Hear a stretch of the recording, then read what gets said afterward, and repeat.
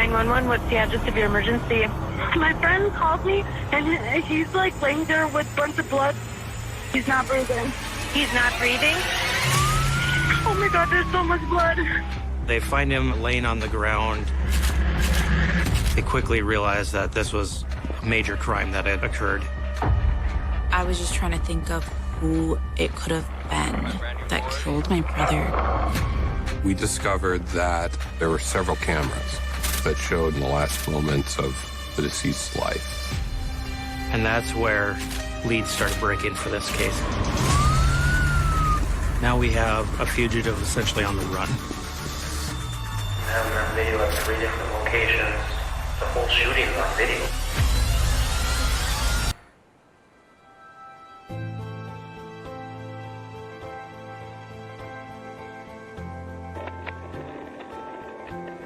"20-year-old Gabriel Perez is on his way to hang out in the park with his sister and niece. Hey, Lisa! Hey! Is that my favorite niece? That's Uncle! Hi, Uncle! Whoa! Gabriel was really goofy. Hi! Hey! Where's there? That's my favorite niece, huh? Just outgoing and loving with everyone, anyone and everyone. Just enjoying life, you know, going out, having parties. Oh, you're having so much fun, aren't you? He loved my daughter. The kitty? What kitty? He was the fun uncle as well. You want to go higher, Bunny? Gabriel was just really nurturing with her. He always cared, like, if he saw you down at the dumps, he would say something really goofy to get you back up and going. You're hanging with your skater buddies this weekend? Yeah, actually, I'm gonna go to a party with Marianne. The last time I saw Gabriel, we went to the park and we hung out. Oh, Alpha. If I would have known that that would have been the last time I actually seen Gabriel in person, I would have told him that I loved him. Why? I never would think, you know, something like this could happen. I got a party to go to, but catch you guys there. Bye. Take care.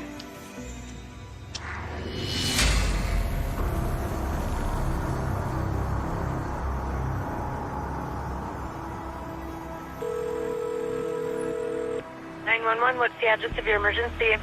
My friend called me and said that he fell on his skateboard and he was at McDonald's on me. And I'm over here, and he's like laying there with a bunch of blood, and you know, his eyes are open. He's not breathing.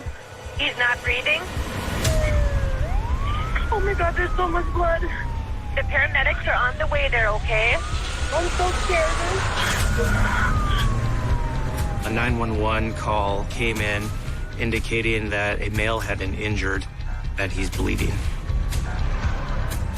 And until officers arrived on scene, they discovered something much worse had happened. They find him laying on the ground by the sidewalk in front of McDonald's. The 911 caller was with him. They assessed his injuries. They quickly realized that this was a major crime that had occurred. The injured person is Gabriel Perez.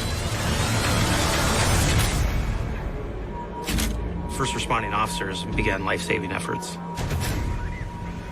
but he was pronounced deceased at the scene.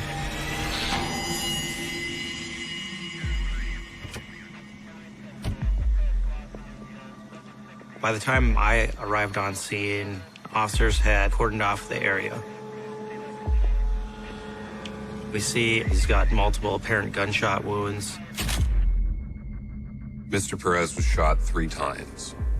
One of the bullets went through his heart, and that's what killed him. The first thing I wanted to do was speak with the 911 caller, who was identified as Marianne Delgado. Detective Hansen, Detective Jonas. Fargo PD. Let's talk inside. She was the only person on scene that knows the victim in this case. Where were you and Gabe earlier this morning? We were at a party. She explained that the two had met up and went to a house party in South Fargo. Was there any trouble at this party? I don't think so. I left around 1. She went back to Moorhead, Minnesota, and left Gabriel Perez back at this house party. Perez starts sending her several messages, and Perez wants her to come back. He wants a ride. He said, "Yo, where are you at?" I said, "Moorhead." He said, "Can you come pick me up?" What time was that at? 4:24. Gabriel Perez was sending multiple texts, increasing in urgency. Around 5 a.m., Gabriel Perez sends her his last message. "Please come and get me. I fell so effing hard and I'm bleeding bad." What time? 5:21. When she got there, she found out what state he was in and called 911.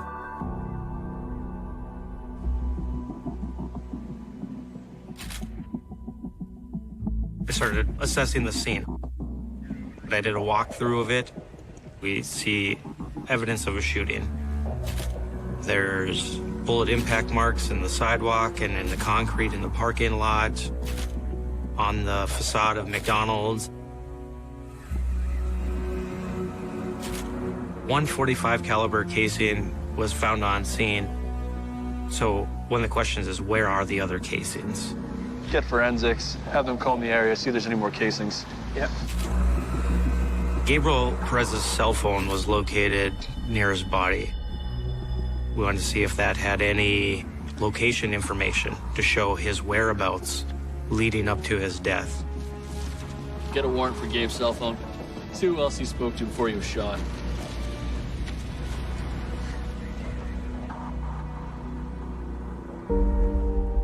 Investigators give Gabe's family the news. This one too. I got a call from my mom. Hey, Mom. And she was crying. She ended up blurting out that Gabriel's dead. I remember just dropping on the floor. I just couldn't process any of it. I hear a loud banging on my door. And my dad comes in, and then he told me, and I'm like, Like, are you joking with me? Because it just didn't seem real. My phone starts ringing. And it's my brother telling me, hey, they found Gabriel dead at McDonald's. Tears were running down my face. And it feels like my rib exploded. I can't even breathe. There are no witnesses to the crime, so investigators pin their hopes on surveillance footage. We quickly realized McDonald's had multiple cameras. Okay, this one right here, this is gonna give us some good footage. We're gonna have this area covered. It was very fortunate, in a sad way, that this shooting happened outside of McDonald's because there were several cameras pointed directly at the area of the shooting. Excuse me, you the manager? I need to see your surveillance footage.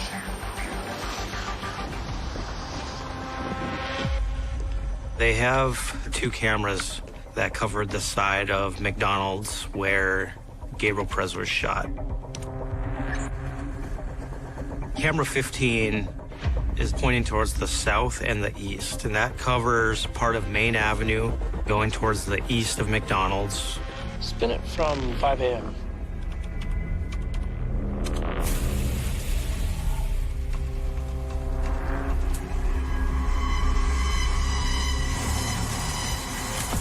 Stop. That's him.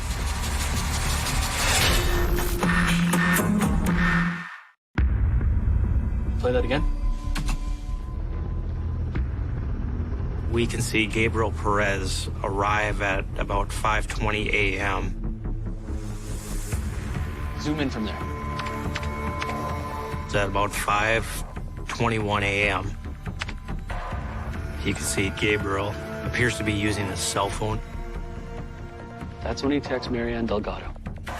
He was messaging Miss Delgado to tell her to come pick him up, and had told her that he had slipped and fallen on his skateboard. From what you could see in the security footage, he looked uninjured. We don't know if he did fall off his skateboard or if he was just trying to get Delgado to hurry up and get over to McDonald's. He then sits down on the curb.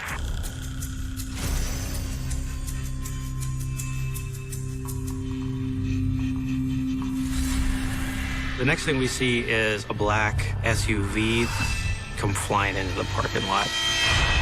The vehicle immediately approaches Perez, stops. Gabriel Perez looks up to see who stopped abruptly right in front of him and immediately stands up and starts running to get away from this vehicle. We don't know why. That kid looks scared. The vehicle speeds out of the parking lot and then drives eastbound on Main Avenue. We need a better look at that vehicle. You have a camera facing the other way. Can we see that one? The McDonald's restaurant had multiple cameras. On this camera, Gabriel Perez sits down, just out of frame.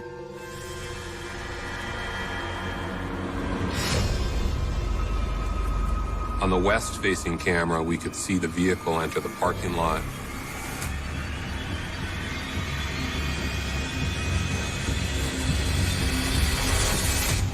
Stop. Play that again.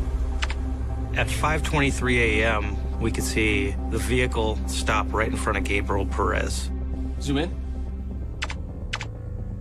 The driver reaches across his body with his right hand. You can see a pistol in his hand. And he fires downward at Gabriel Perez.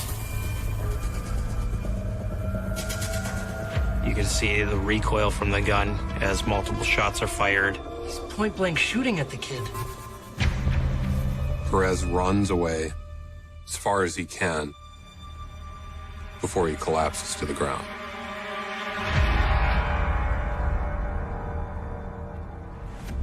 The actions depicted in the McDonald's footage very clearly identified that the person who pulled that trigger was acting with an intent to kill. Is that a white male? Maybe black hair. You could see that it was a man. You couldn't make out his features exactly, but you could tell that he was wearing some sort of gray shirt. We really need to ID this vehicle. Let's go back to the first angle.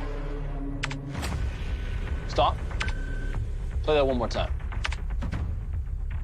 We slowed it down, watched it several times, trying to identify what make and model that vehicle is.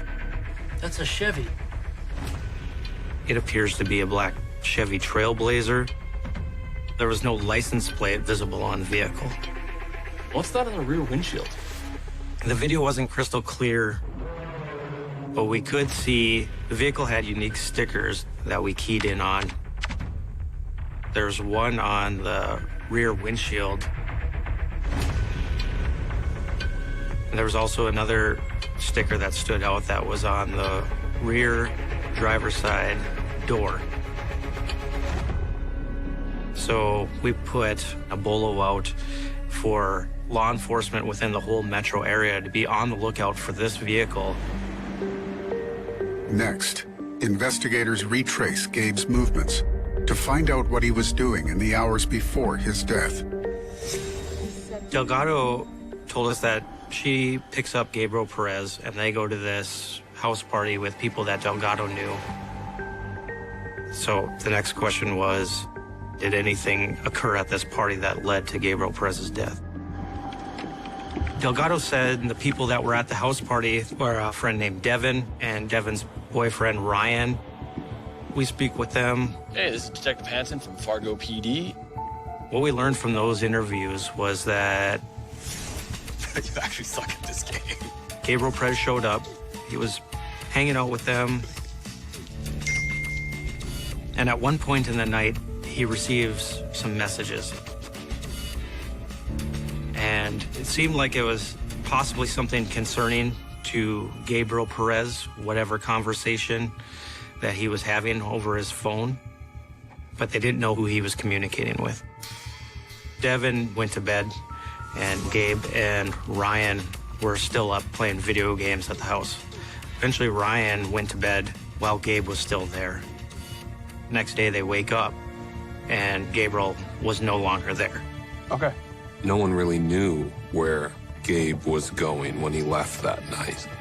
He just left. We wanted to know, who was Gabriel talking to?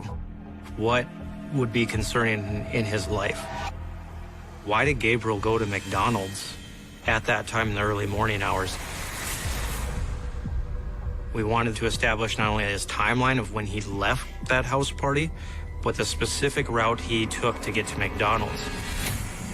We have a vehicle identified as a suspect vehicle. Is Gabriel Perez being followed by this vehicle along those routes?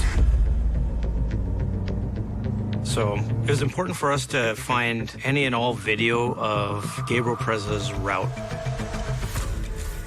We looked at surveillance video from a traffic cam on 13th Avenue and South University Drive. Spool it from 4 a.m. Sometime after 4 a.m., Gabriel Perez was sending multiple texts telling Delgado he needs a ride. He arrived at McDonald's at 5:20 a.m., so that's the time frame we want to grab this video from. Look.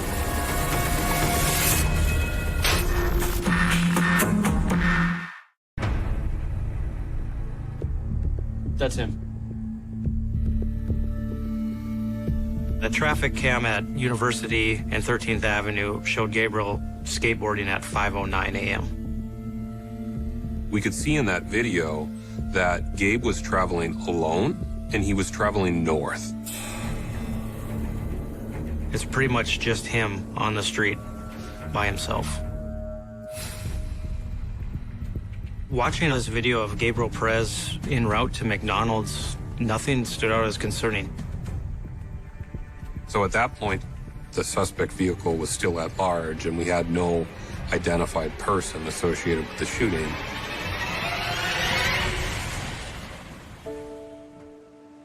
Across the state line in Moorhead, Minnesota, Gabriel's family is in shock following his murder. It's heart-shattering, you know? Like, you don't know what to do in that situation. What can you do? Police can only do so much, but we wanted more to be done. We wanted to know who it was.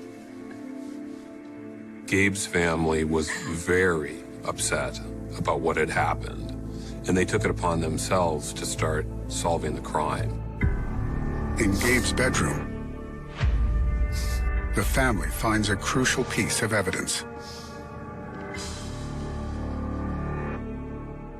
My brother calls and says, hey, I found a phone number. It's not gonna get you nowhere, is what I told my brother. It's probably nothing. But he proceeded it and called it anyway. Hello? Hello? This is Gabriel Perez's uncle? There's a frantic woman on the other side of the line, and she just starts bawling, saying, Gabriel's dead because of me. It's my fault he's gone. Hold on. It's okay. Stay on the line. He's trying to calm her down, try to get more information. I want to help you. Then she hangs up. At that point, I'm shocked, and like I told him, if it's a Minnesota number, a Moorhead number, she has to live close. Yeah. Approximately 6:40 p.m., we receive a phone call from the uncles of Gabriel Perez. And what did she say? They spoke with a female. This female implied that she had knowledge that Gabriel Perez was dead. She was expressing guilt over his death. She didn't identify herself at that point. What was that number? But we knew this number connects to somebody that's going to get us directly to the killer. Run this. So we have that phone number ran through the Fargo police records. Okay, thank you. Any hits? Looks to be a VO number. Turns out that that phone number was actually a voice over IP number ran by a company called Text Now. I'm gonna call the DA and we're gonna get a subpoena.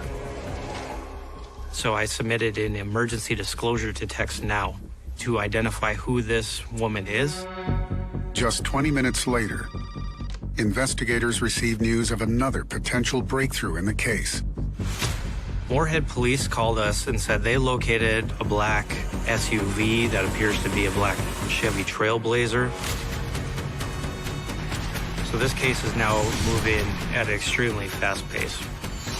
The vehicle itself matched the broad description of what was seen on the McDonald's video.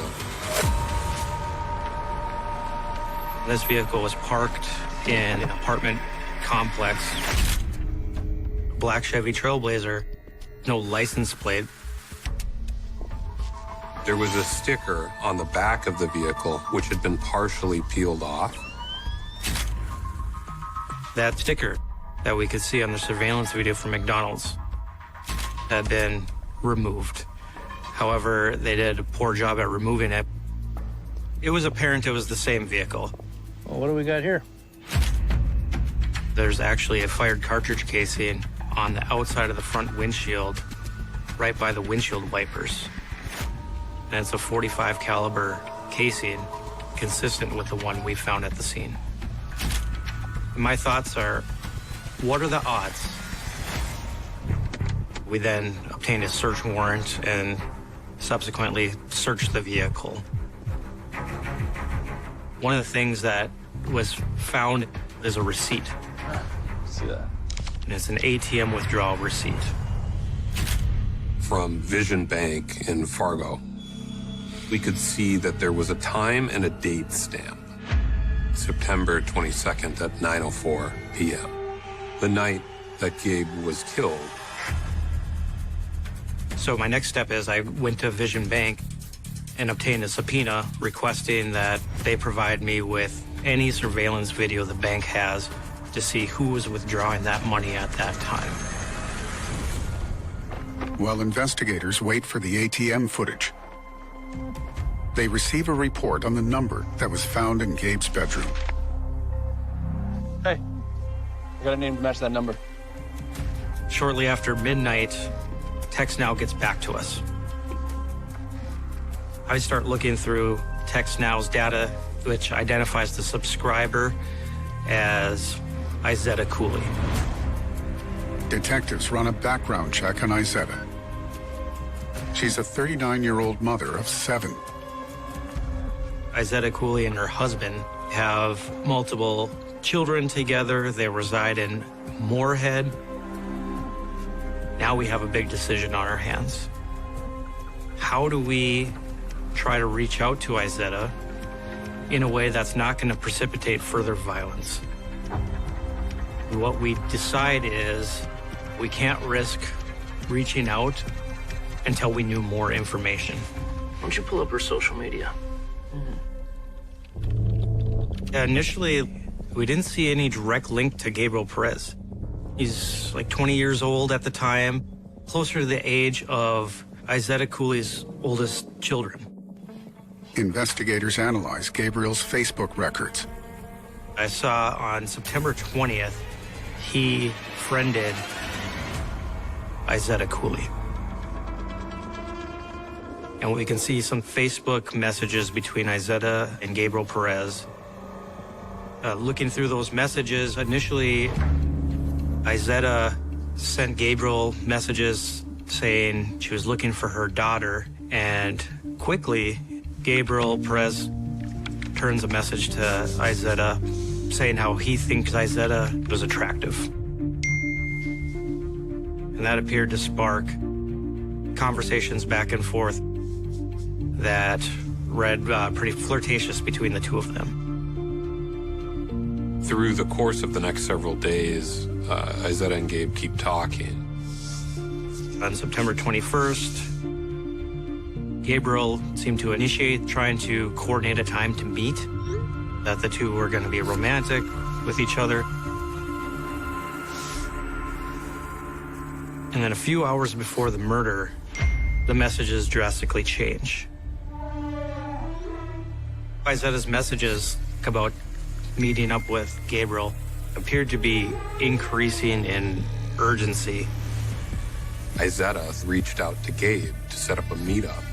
at the McDonald's restaurant that morning. She's setting up the meet.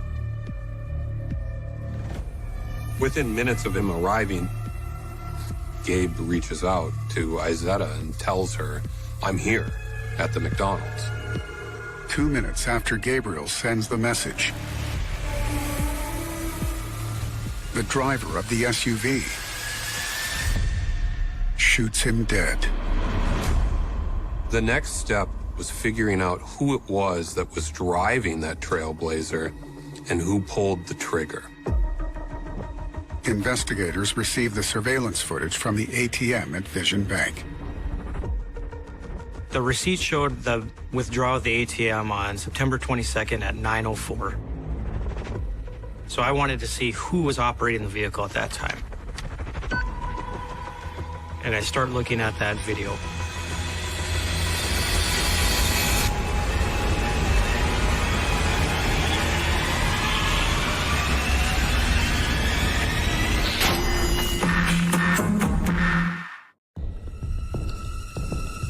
I see a black SUV appearing to be a black Chevy Trailblazer.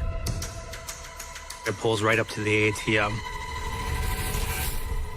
And that's where you get a good look of the driver withdrawing cash.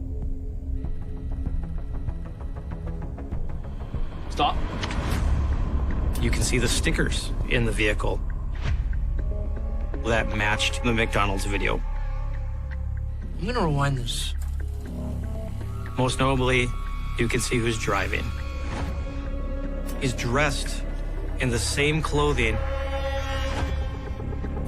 that the shooter appeared to be wearing in the McDonald's video. Here's our shooter. He's getting that receipt. That was a pretty big moment in the investigation, but now we needed to identify the driver. When we found the vehicle, there was no license plate, but the vehicle has a vehicle identification number or VIN number. We ran the VIN number of that vehicle, and the VIN number came back to Izetta Cooley. Check for everyone who lives at that residence. We start running backgrounds on them to figure out as much as we can. Izetta Cooley was married to Miguel Cooley Sr. Investigators pull up Miguel's license. The photo is a match for the driver in the ATM footage. There's no doubt it was Miguel Cooley Sr. driving that vehicle. We've now got a suspect identified. So now we have to go apprehend him.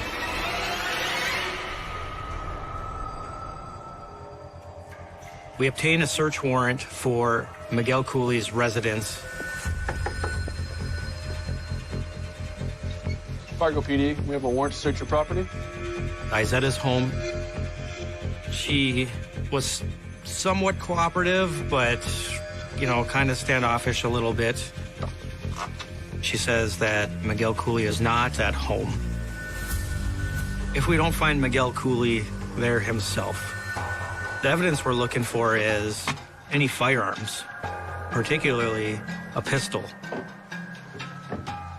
We found a lot of ammunition, some of it .45 caliber, consistent with what we found at the crime scene. We also come across 3 sets of Chevy keys. That's a significant piece of evidence. Those keys link that vehicle to that residence. That solidified the connection between Miguel Cooley and this crime. We request that Izetta turn over her cell phone. Investigators take Izetta to the police department for questioning.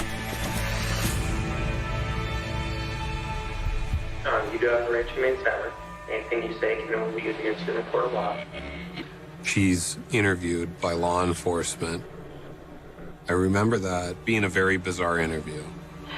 You can't do this. I'm barely keeping it together as it is. I can't even breathe. I can't even breathe. Izetta was not the most cooperative during the interview. She was very vague on a lot of things. I asked her if she was engaging with some sort of romantic relationship with Gabriel Perez. There was no relationship. Why did you want to meet with them? Because the messages read like you two are flirting. I wasn't having a relationship. So you were just toying around with them? Or just flirting kind of for fun? Well, then what does it mean? Izetta Cooley also was maintaining her husband's innocence. No, I think you're incriminating my husband. I don't know that we can incriminate him more than he's incriminated the whole shooting on video. You guys don't understand. It's not, I'm not talking to you, man. Try me. I'm done. At the time we're interviewing Izetta, we received a phone call. Authorities in Minnesota have tracked down Miguel Cooley. Miguel Cooley is ultimately located in the Rochester, Minnesota area at his sister and brother-in-law's home. The U.S. Marshals Fugitive Task Force were brought in to apprehend Miguel Cooley. Miguel, give yourself up! Show me your hands! Walk towards me with your hands up! Miguel Cooley has changed his appearance. He's shaved off his beard. Stop right there! Turn around. Place your hands behind your back. The task force arrests Miguel Cooley for the murder of Gabriel Perez. That was a really big relief for me and my family. It's one step closer to getting Gabriel justice. I was definitely glad that he got found. But at the same time, it just like I didn't want to accept the fact that Gabriel was gone. So you know what I mean? I just felt so lost on it. Miguel Cooley is transferred to the Mower County Jail. Myself and 3 other detectives start conducting interviews. We're trying to narrow down exactly why this occurred. And I was curious as to whether or not Miguel Cooley would tell us anything about why he killed Gabriel Perez. We're here to talk with you about what's been going on the last few days. Yeah, everything's like blurred. What pissed you off and got you to the point that Sunday morning happened? No, I was pretty drunk. I went to Austin. Austin, Minnesota? Yeah. Yeah. Yeah, I went there and wanted to get some tires, but they didn't have any tires at the Walmart there. All he told us was everything was a blur. He wanted to talk about having a flat tire, so very nondescript, nothing that would rule him out. Yeah, but defense attorney, someone told me how to get one. He requested his attorney, so we never spoke any further than that. It can be a little frustrating at times when people don't want to talk, but I mean, that's their right. Around this time, we're able to get into the cell phone data from Izetta's phone. We can access her texts. We wanted to know if Izetta was complicit in any way. I see that there's a text message a few hours after the murder. Izetta sent a message to someone close to her. She mentioned that prior to the murder, Miguel ended up going to a restaurant called the Frying Pan to get food. Investigators head to the restaurant to analyze the surveillance footage for clues. We don't know exactly when he was at the Frying Pan, but we could start with working back from when he was at McDonald's. Can you show us 5 a.m. on September 23rd?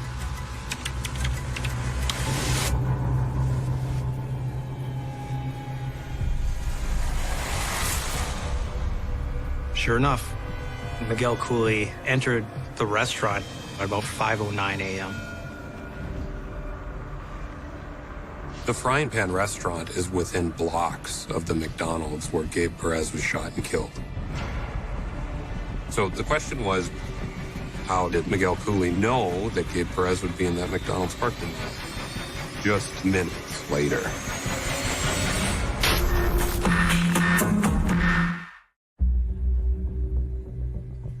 Cooley looks like he's ordered food or is waiting for an order. In the video from the frying pan, you can see Mr. Cooley's wearing the same shirt that he appears to be wearing on both the Vision Bank footage and the McDonald's footage. Oh, he's really busy on his phone. So he's within the area of the crime and communicating with someone in the moments before. We know on the day of the murder, Izetta and Gabriel are exchanging messages. Izetta appears to be asking to meet with Gabriel Perez at the McDonald's. The frying pan video showed Miguel Cooley exiting the business at about 5:16 a.m. Gabriel Perez's last message to Izetta Cooley is at 5:21 a.m. And it just says that he's there at McDonald's. And within minutes, Miguel Cooley Sr. drives up and essentially executes him. Detectives take a closer look at the Facebook messages between Izetta and Gabriel. One of Izetta's messages, she describes what she's going to be wearing, a white t-shirt and gray pants. That message sounds a little suspicious. Gabriel and Izetta know each other. So if you're going to meet up, why do you need to know what they're wearing? But the messages arranging to meet at McDonald's may not have been submitted by Izetta. That was possibly Miguel Cooley Sr. sending those messages from her account. It's starting to make sense. He's luring Gabriel Perez to McDonald's with the intent to kill him. The person Gabe believed was Izetta Cooley told him to meet her at the McDonald's. The person he met there was clearly not Izetta Cooley. Miguel Cooley could have sent the messages which led Gabe to go to that location. Miguel Cooley baited Gabe Perez to enter that parking lot. Based upon all the evidence collected in this case, we were able to charge Miguel with murder. On August 22, 2019, Miguel Cooley appears in court and pleads guilty to first-degree murder. At Cooley's sentencing, prosecutors stepped through the events that led to Gabriel's death. The evidence really showed that Gabriel Perez was engaging in flirtatious texts with Miguel Cooley's wife. Gabe and Izetta were apparently communicating through Facebook Messenger. Mr. Cooley was aware of these messages, and that's what fueled him in his rage. You actually suck at this game. What the? Gabriel and Izetta arranged to meet at McDonald's. Gabriel was directed to go there from Izetta's Facebook account. But I believe Miguel Cooley probably took over her account. Mr. Cooley knew Gabe Perez would be outside the McDonald's. When Mr. Cooley entered that McDonald's parking lot, he moved with clear intent. He drove directly towards Gabe Perez, stopped, shot him, and left within seconds. He had one reason for being there, and that was to kill Gabe Perez.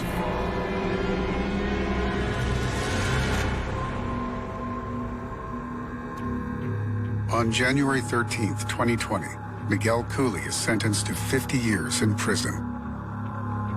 Izetta Cooley is charged with no crime in relation to Gabriel's murder. There is no evidence that she had any involvement in what happened. Law enforcement did an exceptional job investigating this case. And part of that was recovering all of the security footage. It was critical for us to prove our charge of murder.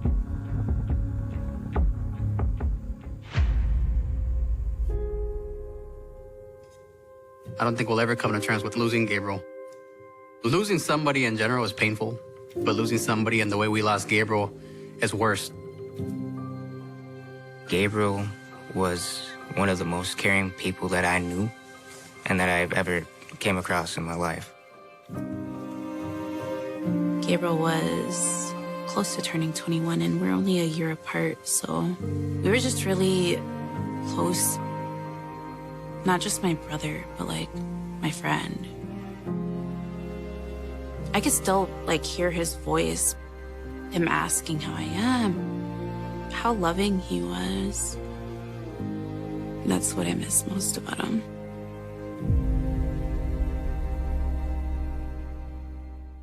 This season on See No Evil. Kansas City 911. Yo, come, please. Someone got stuck. This is a personal thing. I shot him and then said, "Remember me, bitch." We start to look for possible surveillance cameras. If they go inside, we will have them at that point. There was a strong odor. I have only ever been able to associate it with death. It is suspicious. What are they doing with this money? Oh my God, there's so much blood. I was just trying to think of who it could have been that killed my brother. He's luring the victim to McDonald's with the intent to kill him. The whole shooting's on video. You had to pull a gun and shoot my brother over a girl? This was actually a planned out execution. I believe I've seen a dead person. He was living a double, if not a triple life. Got you on video. We've got you on video. On a warm summer evening in 1988, a little girl disappeared into the darkness of Fort Wayne, Indiana, and for the people who knew her, the nightmare did not begin with a scream, a gunshot, or a dramatic confrontation. It began with an absence. A child who should have been home was not home. A family that expected her return was suddenly waiting, and somewhere beyond the safety of familiar streets, a predator had crossed paths with 8-year-old April Tinsley. For more than 3 decades, her name would remain connected to one of the most haunting, unsolved murder investigations in Indiana. Investigators would collect evidence, interview witnesses, examine suspects, follow leads, and wait through years when nothing seemed to move. The case would grow cold, then cold, and still the question remained. Who had taken April Tinsley? Who had ended the life of a child and then disappeared into ordinary society? The answer would eventually come from an unexpected place, but before science could expose the man investigators were looking for, there was the summer of 1988, when April was simply a young girl living her life, surrounded by people who could never have imagined that an ordinary day would become the beginning of a 45-year-old nightmare. April Tinsley was 8 years old when she was murdered. She lived in Fort Wayne, a city in northeastern Indiana, and like many children her age, her world was built around familiar places, familiar faces, and routines that seemed permanent. She was a child. She was not supposed to become the center of a homicide investigation. She was supposed to grow older. She was supposed to go to school, make friends, experience ordinary childhood moments, and eventually become an adult. Instead, her future ended abruptly, and the investigation that followed would consume generations of law enforcement officers. On August 12, 1988, April disappeared. The details of her final hours would become critical to investigators trying to reconstruct what had happened. At some point, she had been abducted.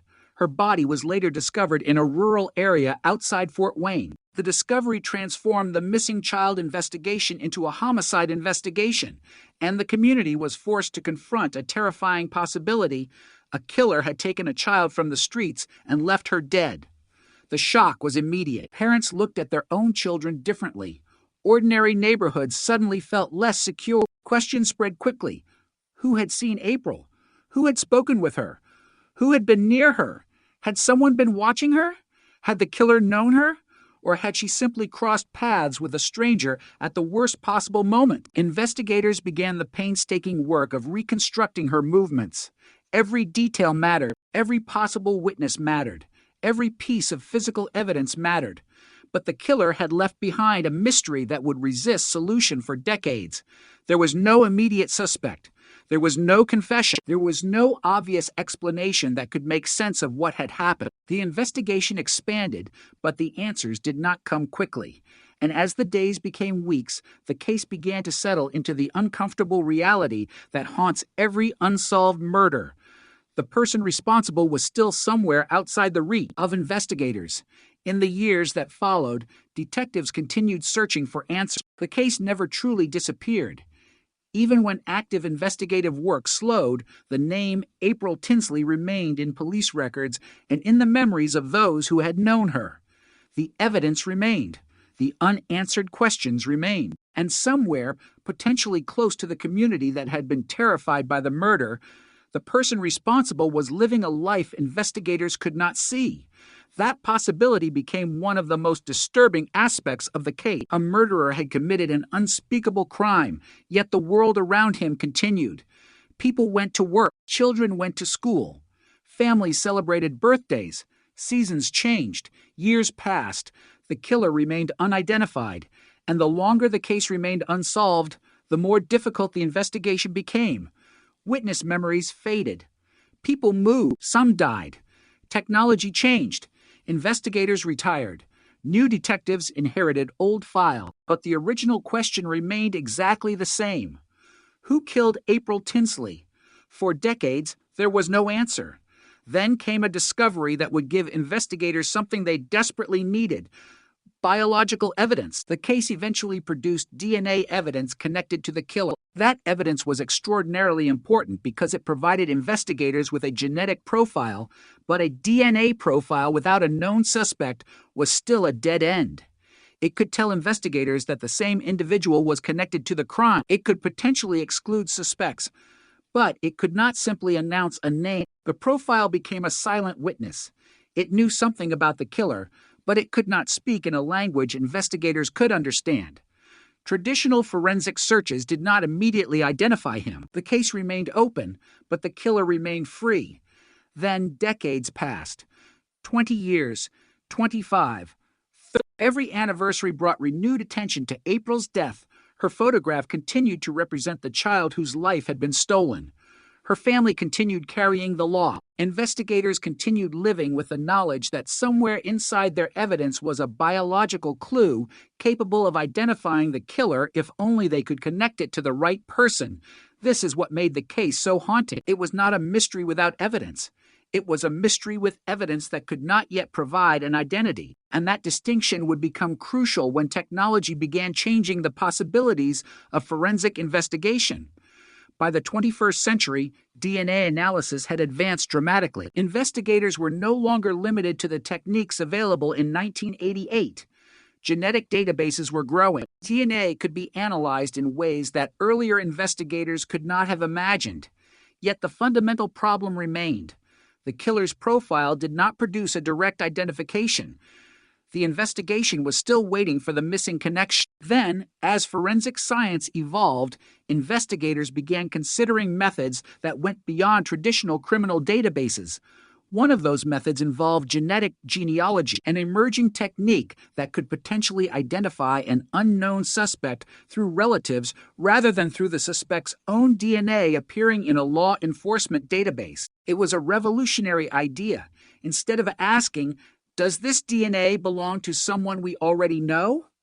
investigators could ask, "Does this DNA belong to someone who is genetically related to a person in a genealogy database?" The difference was enormous. A relative did not have to be a criminal. The relative did not even have to know that someone in the family was connected to a crime. A distant genetic connection could potentially become the first thread in a much larger family tree. Investigators could then work backward through generations, reconstructing relationships, identifying branches, and narrowing the possibility. For the April Tinsley investigation, this new approach would eventually become decisive. But first, there was another problem. The case had been cold for so long, investigators needed a way to determine whether the technology could actually produce a useful lead. They needed patience, they needed expertise, and above all, they needed the original evidence to have survived.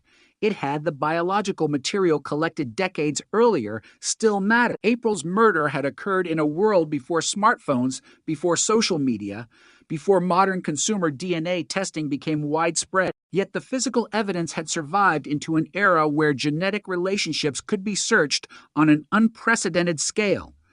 That was the bridge between the past and the future. April's case had been frozen in 1988, but science had not remained frozen. The world had changed around the evidence, and eventually investigators realized that the old DNA profile might contain a path that traditional investigation had missed. The breakthrough would not come from a dramatic confession. It would not come from a witness suddenly appearing at a police station with the killer's name. It would come from genetics. But even then, the road to the truth would be filled with uncertainty. A genealogical lead could point investigators toward a family, but it could not automatically prove guilt. Detectives would still have to identify a specific person. They would have to establish that person's connection to the evidence. They would have to confirm the DNA, and they would have to build a case strong enough to withstand the legal process. That work would eventually lead investigators to a man named John D. Miller, but in the years before his name emerged, he was simply another person living an ordinary life, invisible within the enormous population of Indiana. He had no reason to believe that detectives were rebuilding a family tree that might eventually lead to him. He had no reason to believe that evidence collected after April's murder would survive for decades, and he had no reason to believe that science would eventually become capable of tracing a genetic connection across generations. But the evidence was waiting. The investigators were searching, and April's name had never disappeared. For 45 years, her murder would remain one of those cases that seemed almost impossible to solve. A child's life had been taken. A community had been shocked. A killer had disappeared. And the years continued moving forward. Yet beneath that passage of time, the case was still alive. Every piece of preserved evidence represented a possibility. Every unanswered question represented a door that might one day open, and eventually, one door did open. The investigation that had spent decades staring into darkness finally found a direction. The killer had left something behind. Something microscopic, something invisible, something that had survived longer than anyone could have predicted. And when investigators finally learned how to follow that trail, the silence surrounding April Tinsley's murder would begin to break. The silence surrounding April Tinsley's murder had lasted for decades, but silence did not mean the investigation had stopped mattering. And as the years passed, detectives continued to carry the case forward in different forms, each generation inheriting the unanswered questions left by the investigators who had worked the original crime, because April was not simply another name in an old homicide file. She was an 8-year-old girl whose murder had remained one of the most disturbing unsolved cases in Fort Wayne, Indiana, and the uncertainty surrounding her death had become almost as haunting as the crime itself, especially because investigators believed the person responsible had left behind biological evidence that could eventually reveal his identity. Yet for years, that evidence produced no name, no address, no photograph, and no arrest, leaving detectives with a strange kind of certainty and uncertainty at the same time. They knew the killer had left a genetic signature, but they did not know whose signature it was, and that meant the case could not simply be closed and forgotten, because somewhere inside the evidence was an answer that had not yet been discovered. And while investigators continued searching, April's family had to live with the reality that the person responsible for her death remained unidentified, a reality that can transform time into something cruel, because every passing anniversary marks not only another year without a loved one, but another year without accountability. And for the people who remembered April, the question never disappeared. It only became quieter, buried beneath ordinary life while still waiting underneath it. And then, decades after the murder, the investigation entered a new era because forensic science had begun changing the way detectives approached unidentified DNA, and suddenly the biological evidence collected long ago was no longer merely something to compare against a criminal database. It could become a doorway into genealogy, and that doorway would eventually lead investigators toward a man who had remained outside their focus for years. But reaching that man would require an investigative strategy, unlike anything available during the original investigation, and the first step was understanding what the DNA could actually tell them, because a genetic profile is not a name, It is a pattern of biological marker, and when that pattern belongs to an unknown offender, investigators can compare it with known sample, but if there is no match, the profile can sit in the system indefinitely waiting for the day that someone connected to the person submits genetic information somewhere that investigators can legally and effectively examine. And that was the fundamental problem confronting detectives in April's case. The killer's DNA existed, but the killer himself was not in the database in a way that would reveal his identity, and traditional investigative methods had repeatedly failed to bridge that gap. So the case remained trapped between evidence and identity. And then genetic genealogy began offering another possibility, one that seemed almost impossible when April was murdered, because investigators could now potentially search for distant relatives of the unknown offender and use those relationships to construct a family tree. And the implications were enormous, because the person whose DNA was found at the crime scene did not necessarily have to appear in a database himself. A relative could be enough to begin the search, and that relative could be completely innocent, unaware that his or her genetic information was helping investigators identify a distant family member connected to a decades-old murder. And once investigators had a genetic relationship, genealogists could begin reconstructing family lines, moving through generations and examining possible connections, gradually narrowing the enormous number of people who might share distant ancestry. And this was not a simple process, because family trees can become incredibly complicated, particularly when investigators are working backward through multiple generations, and a distant genetic connection can lead to hundreds or even thousands of potential relatives, meaning the genealogical lead was only the beginning, not the conclusion, and investigators still had to identify which individual fit the facts of the case, which required traditional detective work, geographical analysis, age considerations, historical records, and eventually direct forensic confirmation. And in April's case, the genealogical process eventually produced a name that investigators had not previously placed at the center of the investigation: John D. Miller, a former truck driver who lived in Indiana, and suddenly the case had direction. But direction was not proof, and detectives understood that distinction, because identifying a possible suspect through genealogy could create a powerful investigative lead, but it could not substitute for direct evidence. So investigators needed to determine whether Miller's history and circumstances were consistent with the crime, and more importantly, they needed to compare his DNA with the DNA preserved from the investigation. And that moment would become one of the most important points in the entire case, because decades of uncertainty were about to collide with a modern forensic technique. And when investigators obtained a DNA sample from Miller, the result was devastatingly clear. The sample matched the DNA associated with the killer, transforming a decades-old mystery into a case centered on a specific individual. And suddenly, the biological evidence that had been silent for so long had a name attached to it. But the discovery did not mean the investigation was finished, because detectives now had to understand who Miller was, what he had done, and how his life connected to April's murder.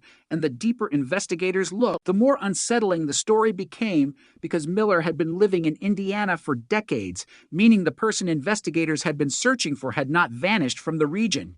He had simply remained outside the reach of the investigation, and that reality created the kind of shock that often accompanies a cold case breakthrough, because people naturally imagine that an unidentified killer must have fled, changed his identity, or disappeared into another state or country. But sometimes the truth is far more ordinary. Sometimes the person remains nearby, living a routine life while the case grows older around him. And in Miller's case, investigators discovered that he had maintained an outwardly ordinary existence, making the eventual identification even more disturbing, because there had been no dramatic disappearance to announce his departure, no obvious public transformation to signal that he was connected to a notorious unsolved murder, and no immediate event that would have placed him on detective detectives' radar. Instead, the evidence had to travel backward through his genetic relatives before investigators could finally find him. And the breakthrough became an example of how modern technology can expose something that decades of conventional investigation could not. But there was another crucial element to the case, because investigators did not simply rely on a genealogical family tree and assume they had solved the murder. They sought confirmation through DNA, and that confirmation was what gave the investigation its decisive force, because now the suspect was not merely connected through ancestry, he was directly connected through biological evidence, and the same genetic signature that had haunted the investigation for decades pointed directly to Miller. And with that development, the story of April's murder entered a completely different phase, moving from uncertainty toward prosecution. But for investigators, the emotional significance of the breakthrough could not be separated from the years of frustration that had come before it, because detectives had inherited a case that seemed almost impossible to solve, and yet the evidence had survived, and the technology had evolved, and eventually the two met at exactly the right moment, creating a path toward the truth. And that path also demonstrated why preserving evidence matters even when investigators cannot immediately use it, because the detectives working in 1988 could not have predicted the future of genetic genealogy. They could not have imagined that distant relatives might become investigative clues, and they could not have known that consumer DNA databases would eventually transform forensic investigation. But they preserved the biological evidence anyway, and decades later that evidence became the foundation of the breakthrough, proving that an investigation can outlive the tools available to the people who begin it. And for April's family, the discovery of Miller's identity represented something they had waited years to hear, a name attached to the person investigators believed had killed April.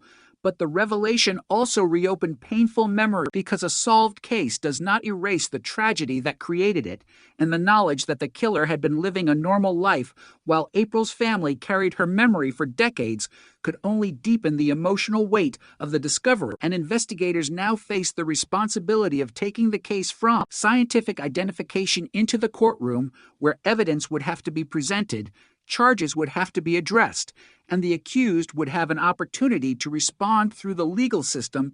And as that process began, the story of April Tinsley once again moved into the national spotlight. But this time the headlines were different, because the question was no longer simply who killed April Tinsley.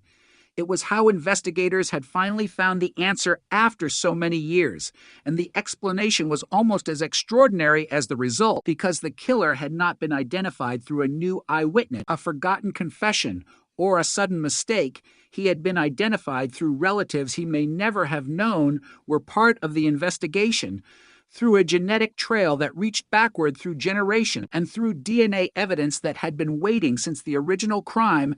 And that was the moment the old case collided with the modern world, because the technology that had not existed when April was alive had become the very tool capable of revealing the identity of the person responsible for her death. And the investigation was no longer a question floating in the darkness. It had become a specific case against a specific man, and every step taken from that point forward would be measured against the evidence investigators had preserved for decades, because after so many years, there would be no room for careless assumptions, no room for a rushed conclusion, and no room for another unanswered ending. The DNA had pointed toward John D. Miller, and now detectives had to prove what that connection meant, how it fit the history of April's murder, and whether the man who had lived quietly for decades was finally the person who had been hiding behind one of Indiana's most haunting cold cases.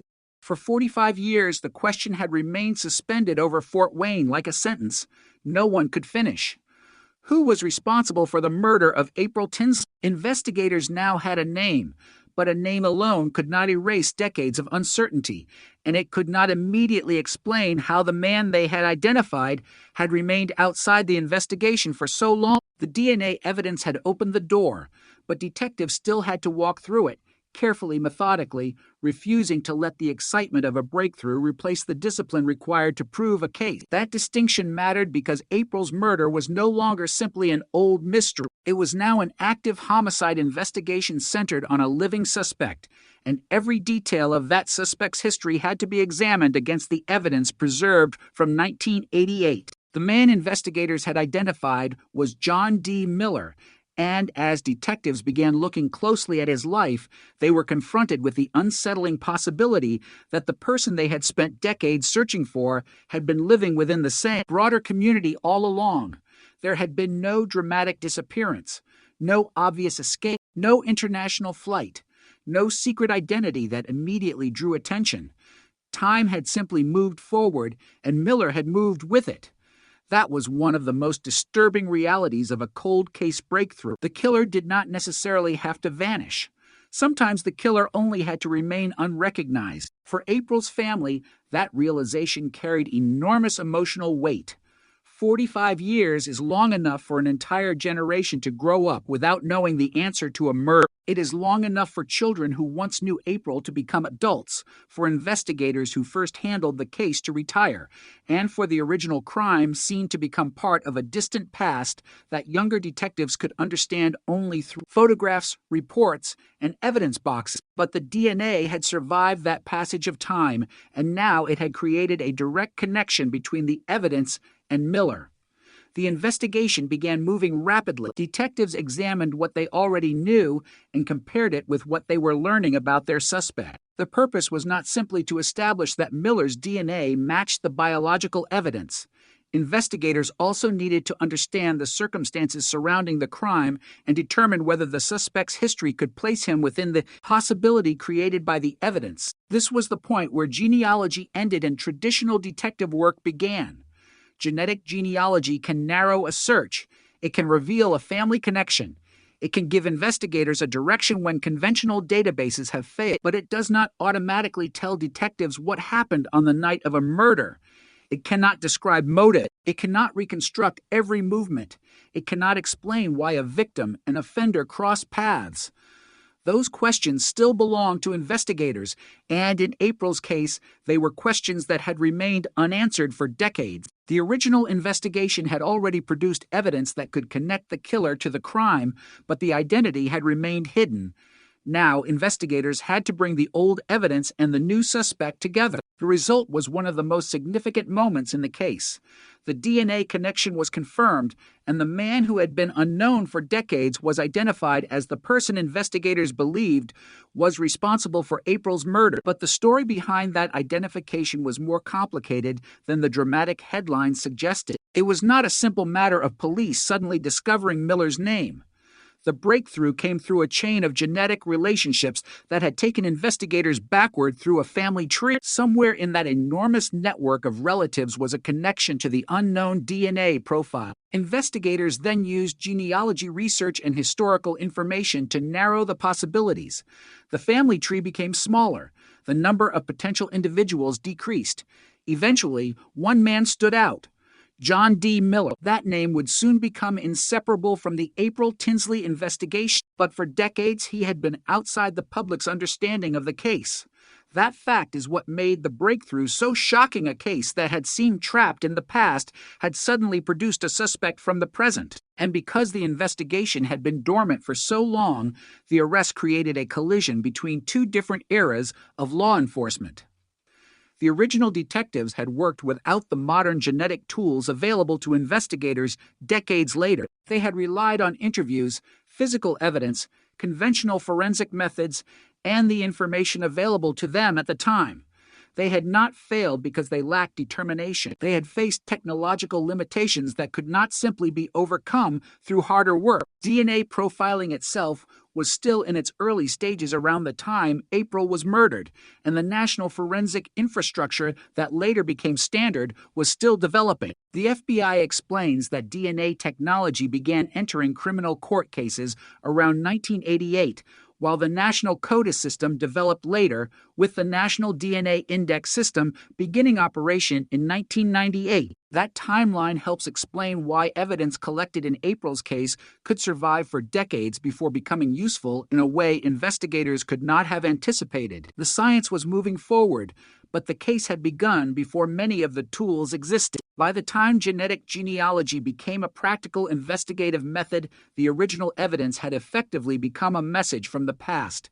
Investigators only needed a way to read it. The FBI describes forensic genetic genealogy as a method that uses genetic information from non-law enforcement databases together with traditional genealogy research and historical records to generate investigative leads in unsolved, violent crime. That distinction is important. Genetic genealogy is not the same as simply searching a police DNA database.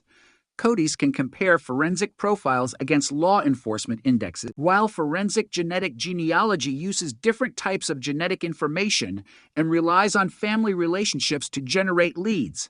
In April's case, that difference changed everything. For decades, the killer's DNA had existed as an unidentified profile. Now, investigators could ask a completely different question. Not, who is this exact person in the database? But, who might this person be related to?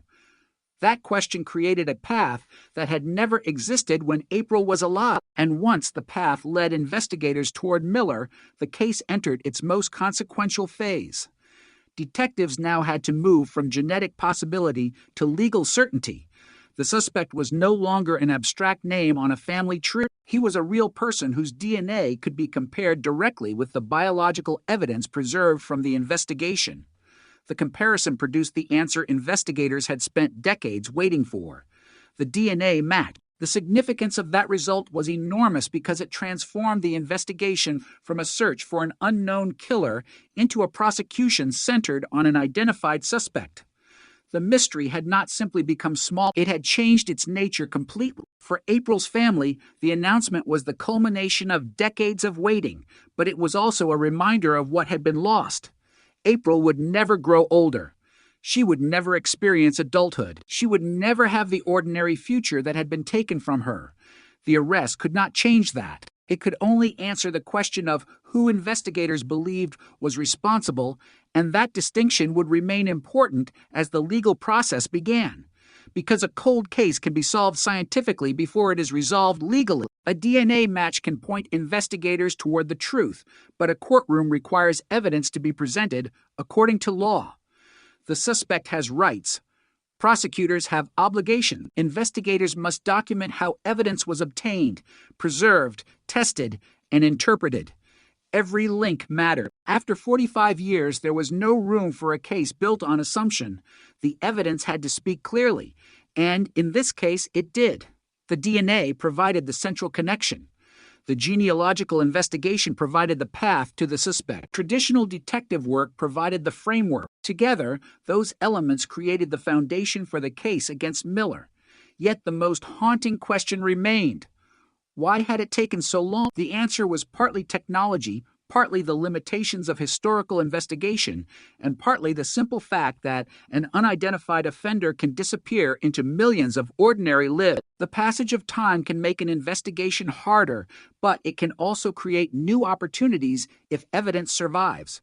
Witnesses may forget. Records may become difficult to locate. Investigators may retire, but DNA can remain. Genetic relationships can remain, and scientific methods can evolve. April's case demonstrated that reality with extraordinary force. The murder had happened in 1988. The breakthrough came decades later. The evidence had crossed the entire distance between those two moments. It had survived the changing world and eventually reached investigators capable of using it in a completely different way. And now the person connected to that evidence had been identified. The case was no longer frozen. Detectives were moving. Prosecutors were preparing. The community was watching. April's name was once again appearing in headlines, but this time the headlines contained something that had been missing for generations. An answer. Not a theory, not a rumor, not another unconfirmed suspect. A suspect identified through a genetic trail and connected directly to the biological evidence. The man who had remained hidden behind an unidentified DNA profile for decades was no longer hidden, and as investigators prepared to confront the next stage of the case, the question that had haunted Fort Wayne since April's death was finally becoming something else. It was no longer simply a mystery. It was becoming a reckoning. The identification of John D. Miller changed the April Tinsley investigation in a single stroke, but it did not change the path. April was still the 8-year-old girl whose life had ended in 1988. Her family still carried the loss, and the community still remembered the fear that had followed her murder. What changed was the certainty surrounding the identity of the man investigators believed responsible for decades. The case had existed in a strange state of suspension. There was evidence, but no offender. There were questions, but no answer. There was a DNA profile, but no name. Now the name was known, and detectives could finally begin examining the life of the man behind that genetic signature. John Miller had lived for years outside the focus of the investigation, and that fact became one of the most unsettling aspects of the breakthrough. The person investigators had been searching for had not been hidden behind a dramatic disguise. He had been living within the ordinary world, aging as the case grew older, while the evidence connected to April's murder remained preserved in police custody. The DNA had effectively been waiting for the technology to catch up with it. Once the genealogical investigation produced Miller as a possible suspect, detectives moved carefully because a genealogy lead was only a lead.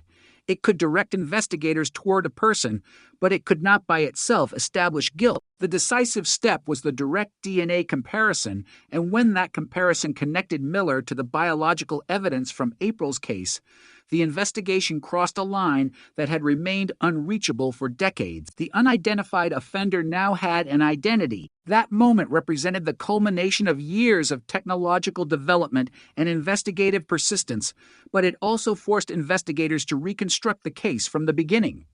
They returned to the original evidence.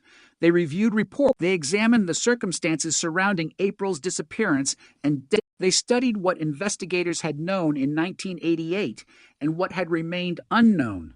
Every detail suddenly had new significance because the case was no longer about searching blindly through an enormous population. Investigators now had a specific person whose history could be examined against the evidence. The question became whether the facts surrounding Miller could explain the biological connection and place him within the circumstances of April's murder. This was where the painstaking work of detectives became essential. A DNA match can be extraordinarily powerful, but a murder investigation is not solved by one laboratory result alone. Investigators must establish a chain of evidence and ensure that every piece fits. They must determine how the evidence was collected, how it was preserved, how it was analyzed, and whether the conclusions drawn from it are reliable. They must also investigate the suspect's background, movements, relationships, and possible connections to the victim and location. After decades of uncertainty, investigators had to make sure that the case they were building was as strong as the breakthrough that created it. The investigation also illustrated a fundamental truth about cold cases. Solving the identity question does not automatically answer every other question. Detectives might know who the DNA belongs to, but they still need to understand what happened, when it happened, and why. In April's case, the central question had always been brutally simple. How did an 8-year-old girl become the victim of a stranger who seemed to vanish afterward? The answer had remained hidden for generations. The identification of Miller finally gave investigators a person to place inside that question. And as the case moved forward, the public learned more about how modern technology had reopened a crime that had once seemed almost impossible to solve. Genetic genealogy had already begun changing cold case investigations around the country. The method gained international attention after investigators used genealogy research to help identify suspects in long unsolved violent crime. It became especially prominent after the identification of the Golden State Killer in California, demonstrating that an unknown DNA profile could potentially be connected to distant relatives and eventually narrowed to a specific suspect. The technique depends on a combination of genetic information, genealogical research, and traditional investigative work. It is not a magic database that instantly produces a criminal's name. Instead, it creates a trail. That trail can begin with a distant genetic relative and lead investigators through family trees, historical records, locations, ages, and other information until a plausible suspect emerged. In April's case, that process provided the missing bridge between the DNA evidence and the identity of Miller. The significance of the method was enormous because the killer had apparently never been identified through the conventional systems available to investigators. The biological evidence had been waiting for another rep. Genetic genealogy provided it. Yet the breakthrough also raised difficult questions about privacy and the use of genetic information. The people whose DNA appears in genealogy databases may have submitted it for ancestry research, family history, or personal curiosity. They may never have imagined that their genetic information could help investigators identify a distant relative connected to a violent crime. But genetic relationships do not exist in isolation. One person's DNA can reveal information about family members who have never submitted their own genetic material. That makes investigative genetic genealogy powerful, but it also makes it sensitive. Law enforcement agencies have had to develop policies governing when and how these methods can be used, balancing the public interest in solving violent crimes against the privacy interests of individuals whose genetic information may become part of an investigation. The April Tinsley case became one of the most striking examples of the potential benefits of that technology because the victim was a child. The case had remained unresolved for decades, and the evidence had survived long enough for modern science to create a new investigative path. But for April's family, the technology itself was never the most important part of the story. The most important thing was April. She was still the center of the case, not the DNA profile, not the genealogy database, and not the suspect. The science mattered because it could finally answer a question that had tormented people for decades: who had taken her life? And now investigators believe they knew. That knowledge brought complicated emotions. Relief could exist alongside grief. Closure could exist alongside anger. The arrest could be welcomed while the reality of what had happened remained painful. Families of murder victims often describe this contradiction in different ways. Solving a case can remove uncertainty, but it cannot restore the person who was lost. It can provide accountability, but it cannot return the years that have passed. In April's case, 45 years had passed before investigators finally identified the suspect. Entire generations had grown up, knowing the case as an unsolved mystery. People who had been children in 1988 were now older adults. Detectives who had worked the original investigation had moved into retirement. Some may never have lived to see the breakthrough, yet their evidence remained part of the story. That is one of the most powerful elements of the case. The investigation became a bridge between generations of detectives. One generation collected and preserved the evidence. Another developed the technology needed to analyze it. Another used genealogy to follow the genetic trail. And finally, investigators confirmed the identity through direct DNA testing. No single generation could solve the case alone. The solution emerged because the work continued across time. That reality transformed the meaning of the phrase cold case. A cold case is not necessarily a dead case. Sometimes it is simply a case waiting for the right evidence, the right technology, or the right investigator to ask a new question. April's murder had been waiting for all three, and when the right combination finally appeared, the case moved forward with astonishing speed compared with the decades that had preceded it. The arrest also reopened public memories of April herself. Her photograph appeared again. Her name returned to news reports. The details of her death were discussed once more. But now those discussions were accompanied by something they had lacked for decades: the possibility of accountability. Investigators were no longer asking the public to help identify an unknown offender. They were explaining how modern forensic science had finally connected the old evidence to a specific man. The story had changed from a mystery into a criminal prosecution. And with that change came another responsibility: ensuring that April's case would be remembered not simply as a technological success, but as the story of a child whose future had been stolen. The DNA did not solve the case by itself. It only opened the door. Behind that door were 45 years of evidence, investigative effort, family grief, and unanswered questions. And standing at the center of it all was April Tinsley, whose name had remained alive long after the killer believed time might protect him. The case had survived because people refused to let it disappear. Now the evidence had identified the man investigators believed responsible, and the next stage would determine whether the courtroom could transform that scientific breakthrough into justice. The DNA had given investigators what they had spent decades searching for, but the moment a suspect is identified, a cold case enters a new and dangerous stage because suspicion is no longer enough. Investigators must prove what the evidence means.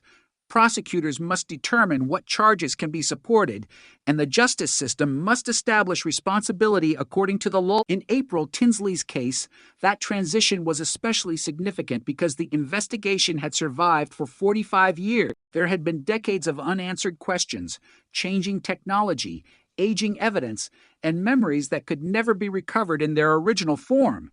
Yet the biological evidence remained. It had become the strongest surviving connection between the crime and the man investigators had identified as John D. Miller. The case that had once seemed frozen was suddenly moving again, and every step carried the weight of generations of unanswered questions. Investigators now had to make sure that the DNA connection was not treated as a shortcut, but as the foundation of a broader investigation. They examined Miller's background and the circumstances surrounding April's murder, looking for details that could place him within the framework of the original crime. The genealogical breakthrough had pointed toward him, but traditional investigative work had to establish the rest of the story. That process is what separates an investigative lead from a criminal case.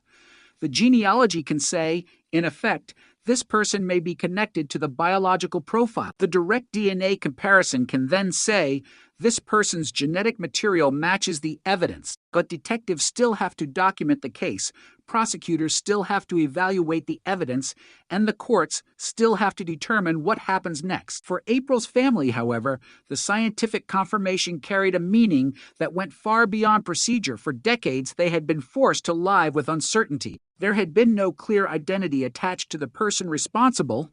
Now there was. The name John D. Miller had emerged from a genetic trail that investigators had followed across generations, and that name gave form to a mystery that had existed for most of April's family's lives. The discovery also demonstrated how dramatically criminal investigation had changed since 1988.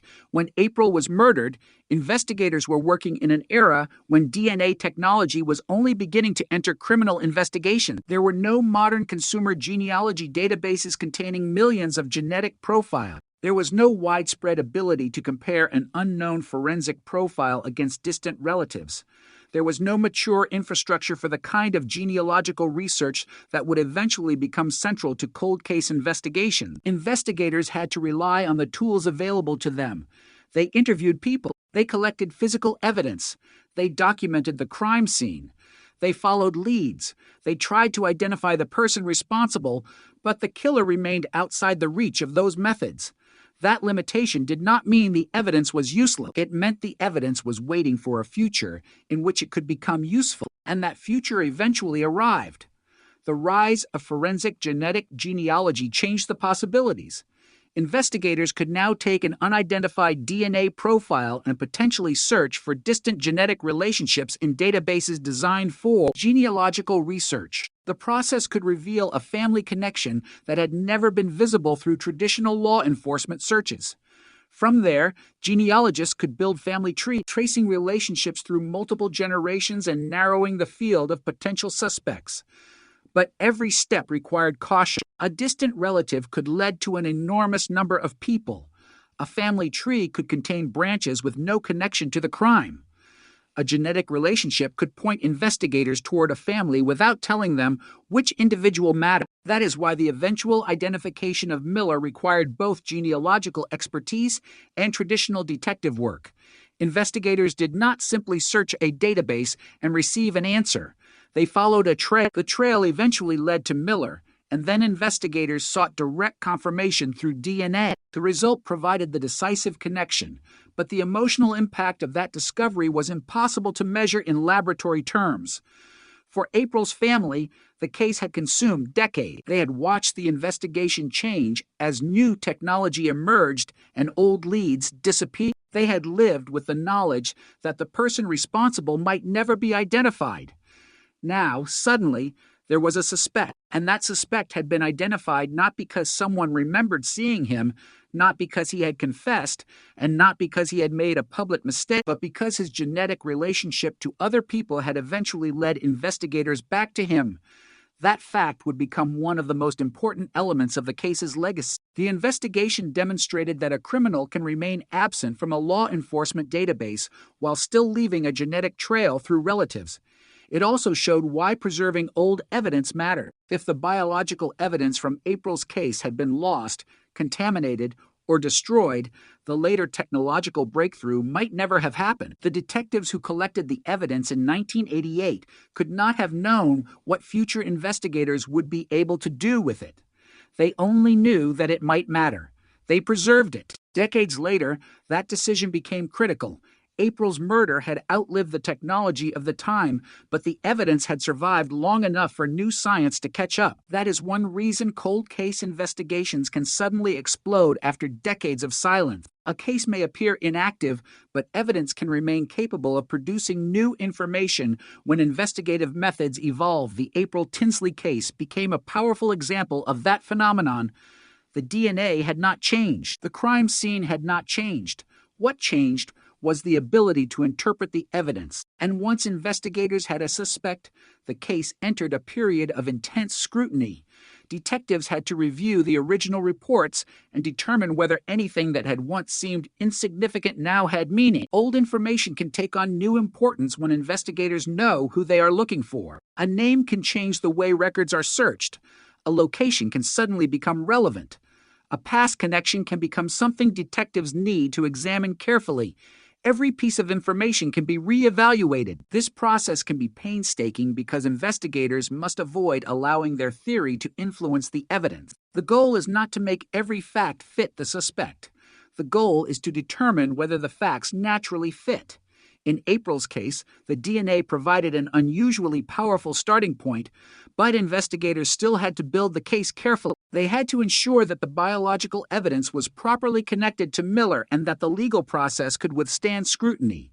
The arrest eventually brought the case into public view again, and the story spread far beyond Fort Wayne. News organizations described the investigation as one of the most remarkable cold case breakthroughs in Indiana history.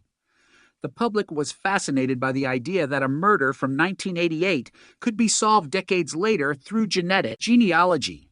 But beneath the headlines was a much darker reality. The technology had succeeded because there was a child who had been murdered and a family that had waited for answers. The breakthrough was not simply a celebration of science. It was the final stage of a tragedy that had begun 45 years earlier.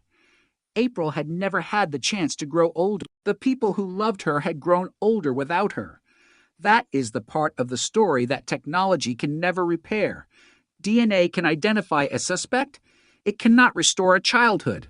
Genealogy can reveal a family connection. It cannot return a life. A conviction can provide accountability. It cannot reverse the moment when a child was taken away. That tension remained at the center of the investigation as prosecutors prepared to move forward. The case was scientifically transformed, but emotionally, the original loss remained exactly the same. And then another question began to emerge. What would happen to the man who had been identified after so many years? Would he admit responsibility? Would he contest the evidence? Would the case finally go to trial? For the first time since 1988, those questions had answers within reach. The uncertainty was no longer about whether investigators could identify the killer. They had identified the suspect. Now the uncertainty belonged to the courtroom. The next stage would determine how the evidence would be presented and how the legal system would respond to a murder that had remained unresolved for nearly half a century. The name April Tinsley was no longer attached only to a cold case file. It was attached to a living prosecution. The man investigators had searched for had finally been found, and the evidence that led them to him had crossed an extraordinary distance through time. But the final test was still ahead. 45 years of waiting had produced one decisive DNA connection. Now that connection had to speak in court. The courtroom was no longer a distant possibility. After decades of uncertainty, investigators finally had a suspect whose DNA connected him to the evidence from April Tinsley's murder, and the case that had once seemed trapped in the past was moving toward a legal reckoning. But before that could happen, investigators had to confront the full history of the crime, because April's story had begun on a spring afternoon in 1988.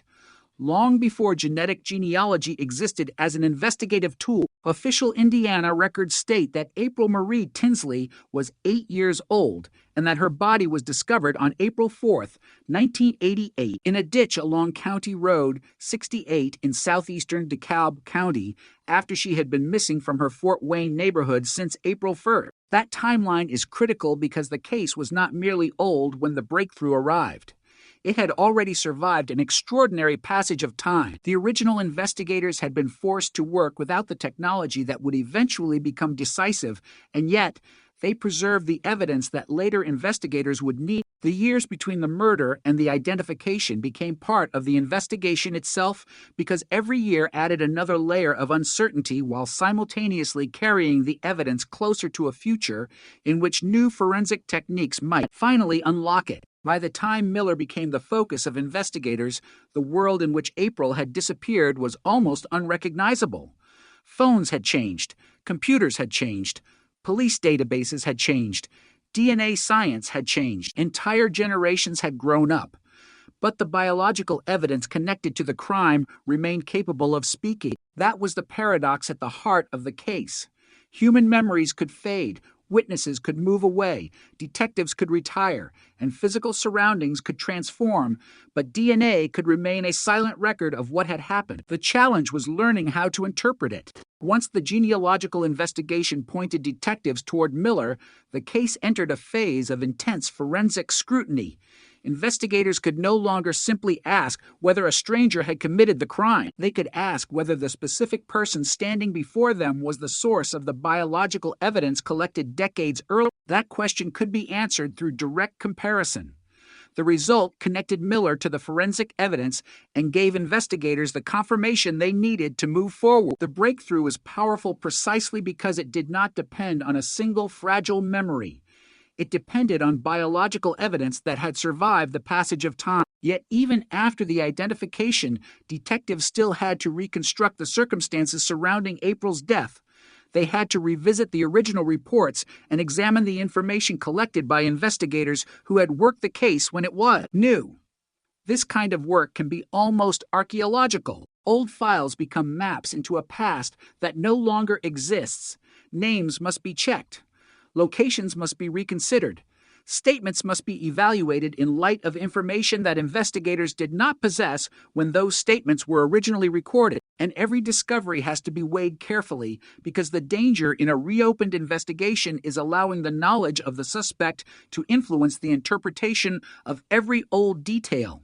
The goal is not to force the past to fit a theory. The goal is to determine whether the evidence naturally points toward the same conclusion. In April's case, the DNA created an unusually strong foundation, but investigators still had to follow the evidence step by step. That discipline mattered because the case was going to court. A decades-old homicide could not be resolved merely by public belief. The legal system required evidence that could withstand challenge, and prosecutors had to demonstrate why the suspect should be held responsible. The investigation therefore became a meeting point between old-fashioned detective work and modern forensic science. The old evidence provided the foundation, the new technology provided the breakthrough, and the investigators connected the two. This combination is what made April's case so important beyond Fort Wayne. Indiana's forensic laboratories now formally include forensic investigative genetic genealogy among their capabilities, showing how much the field has developed since the era in which April was murdered. But in 1988, that possibility did not exist in anything like its modern form. Investigators could not search distant genetic relatives. They could not construct sophisticated genealogical trees from forensic DNA. They could not rely on enormous consumer databases to create investigative leads. They had to work with what they could see, and what they could see was a crime scene, a missing child, a recovered body, witnesses, physical evidence, and an unknown offender. That offender had one enormous advantage. Time can weaken investigations. Memories become less precise. People who once had information may forget it. Others may die. Documents can become harder to locate. Investigators can lose the institutional knowledge that existed when a case was first opened. But time can also work against a killer when evidence is preserved. Scientific progress can eventually turn old biological material into a new investigative weapon. That is what happened here. The killer had counted on the ordinary passage of years, but the evidence had remained. And then the science caught up. When the suspect was finally identified, the story became almost impossible to comprehend from the perspective of the original investigators. They had spent years trying to identify a person whose genetic profile was known, but whose name was not. Now that same profile had led them to a real man. The mystery had acquired a face. It had acquired a history, and most importantly, it had acquired a path toward accountability. For April's family, that moment must have carried a complicated mixture of emotions. There is relief in learning that a case has finally been solved, but there is also pain in confronting the reality of who was responsible. Solving a murder does not mean the victim comes home. It does not return lost birthdays, lost memories, or the future that was stolen. It does not erase the years a family spent wondering. What it can do is replace uncertainty with truth, and after decades, that distinction becomes enormous. The case also revealed something unsettling about the nature of unsolved crime. People often imagine a cold case killer as someone who is constantly looking over his shoulder, waiting for police to arrive. But sometimes an unidentified offender can live an apparently ordinary life for decades. The absence of an arrest does not mean the absence of evidence. It can simply mean the evidence has not yet been connected to the person who left it behind. Miller's identification demonstrated that principle with extraordinary clarity. The investigation did not suddenly discover new biological evidence from the original crime. Instead, investigators found a new way to use evidence that had already existed. The past had not changed. The method had. That is why the case became a landmark example of how forensic genealogy can reopen investigations that once appeared impossible. The science does not magically solve crime. It creates investigative leads, and those leads must then be verified through conventional forensic and investigative method. The Indiana State Police's current guidance reflects that reality, describing forensic investigative genetic genealogy as a process that can be time-consuming and requiring other reasonable leads and testing to be considered before it is undertaken. The April Tinsley investigation showed why that patience mattered. A genealogical connection can point toward a family, but detectives must still determine which individual is relevant. They must then confirm the connection independently. The final answer cannot rest solely on a family tree. It must rest on evidence.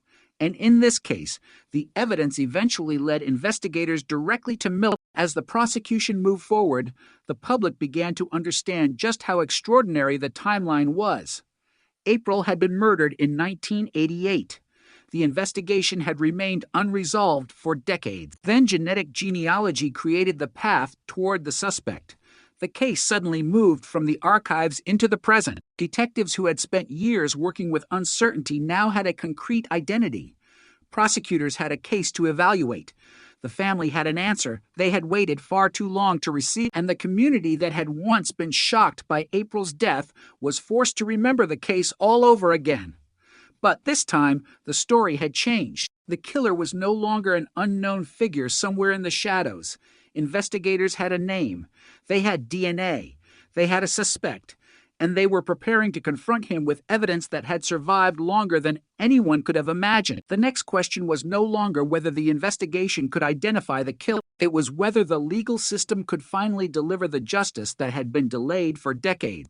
By the time the case reached its final legal stage, the investigation had traveled farther than anyone involved in April Tinsley's disappearance could have imagined in 1988. What had begun as the search for a missing child had become a homicide investigation, then a decades-old cold case, then a forensic mystery built around an unidentified DNA profile, and finally a prosecution centered on a man whose identity had been uncovered through genetic genealogy. But even with the suspect identified, the emotional center of the case remained unchanged. April was still the 8-year-old child whose life had been taken. Everything else, every laboratory test, every database search, every family tree, every detective interview existed because of what had happened to her. The legal process now had to translate decades of investigative work into something the courtroom could recognize as proof, and that meant moving carefully through evidence that had been collected at a time no one could have predicted how important it would eventually become, the passage of time created extraordinary challenges. A case that is 45 years old does not come to court like a fresh investigation. Memories have aged, people have moved, investigators have retired, some witnesses may no longer be alive, some records may exist only in old paper files, some locations may have changed completely, yet the evidence that remained could still carry extraordinary weight. In April's case, the DNA connection was the bridge between the original crime and the modern suspect. Investigators had not simply guessed at Miller's identity. They had followed a genetic trail and then obtained a direct DNA confirmation. That confirmation transformed the investigation. It also illustrated why cold case detectives are often forced to think differently from investigators working a recent crime. In a recent homicide, detectives can immediately canvass neighborhoods, locate witnesses, collect fresh surveillance footage, search current databases, and reconstruct recent movements. In a decades-old murder, many of those opportunities are gone. The detective must work with what history has left behind. A witness statement recorded 45 years earlier can become as valuable as a new interview. A piece of biological evidence can become more important with age rather than less. A forgotten document can suddenly matter because a new suspect has emerged. The entire investigation becomes a dialogue between the past and the present. That dialogue was especially powerful in April's case because the forensic technology of the present had finally been able to interpret evidence from the past. The result was a direct connection to John D. Miller, and once investigators had that connection, the prosecution could begin building the legal case. The public reaction was intense because the April Tinsley investigation had been one of those cases that seemed destined to remain unresolved. For decades, April's name had been associated with an unanswered question. Her photograph represented a childhood interrupted, while the unknown offender remained a shadow. Now the shadow had a name. The identification also generated renewed interest in the science that made it possible. Genetic genealogy had become one of the most talked about developments in modern cold case investigation because it offered detectives a way to approach unidentified DNA profiles through relatives rather than direct matches. But the method is complicated. A genetic relative is not a suspect. A family connection is not evidence of a crime. Investigators must carefully move from genetic relationship to genealogical research, from genealogical research to a potential individual, and from that individual to independent forensic confirmation. That process can take time and require specialized expertise. The April Tinsley investigation demonstrated the power of the method precisely because investigators did not stop at the genealogical lead. They confirmed the identity through DNA. That confirmation became the critical forensic link. It was also a reminder that technology does not replace detectives. Technology gives detectives new information. Human investigators still have to interpret it, verify it, and place it within the broader facts of the case. The arrest of Miller therefore represented not only a scientific breakthrough, but also the culmination of investigative persistence across decades. One generation had preserved the evidence. Another had developed new forensic capability. Another had followed the genetic trail. Each contributed to the eventual result. The case had become larger than any single detective. It was now a story of institutional memory, scientific progress, and persistence. Yet for April's family, the most important development was much simpler. They finally knew the identity of the man investigators believed responsible. For 45 years, uncertainty had been part of their lives. Now the uncertainty had been replaced by a legal process. That could bring relief, but it could also reopen grief that had never completely disappeared. When an unsolved murder is finally solved, families are sometimes forced to experience the original loss again in public. Old photographs return to the news. Old memories are discussed. The details of the crime are repeated. The victim's name becomes a headline again. The family must hear the story once more, but this time with the knowledge that the person accused of causing the tragedy has been identified. That can be emotionally overwhelming, yet it can also bring something that an unresolved case cannot provide: accountability. The courtroom became the place where that accountability would be tested. Prosecutors had the responsibility of presenting the evidence. Defense attorneys had the responsibility of challenging it. The judge had the responsibility of ensuring the process followed the law, and the defendant had the right to be represented and to respond to the accusation. Even when the evidence appears powerful, the legal system requires procedure. That is especially important in a case involving a DNA breakthrough because the public can easily reduce the story to one dramatic phrase: DNA solved the murder. But the actual process is more complex.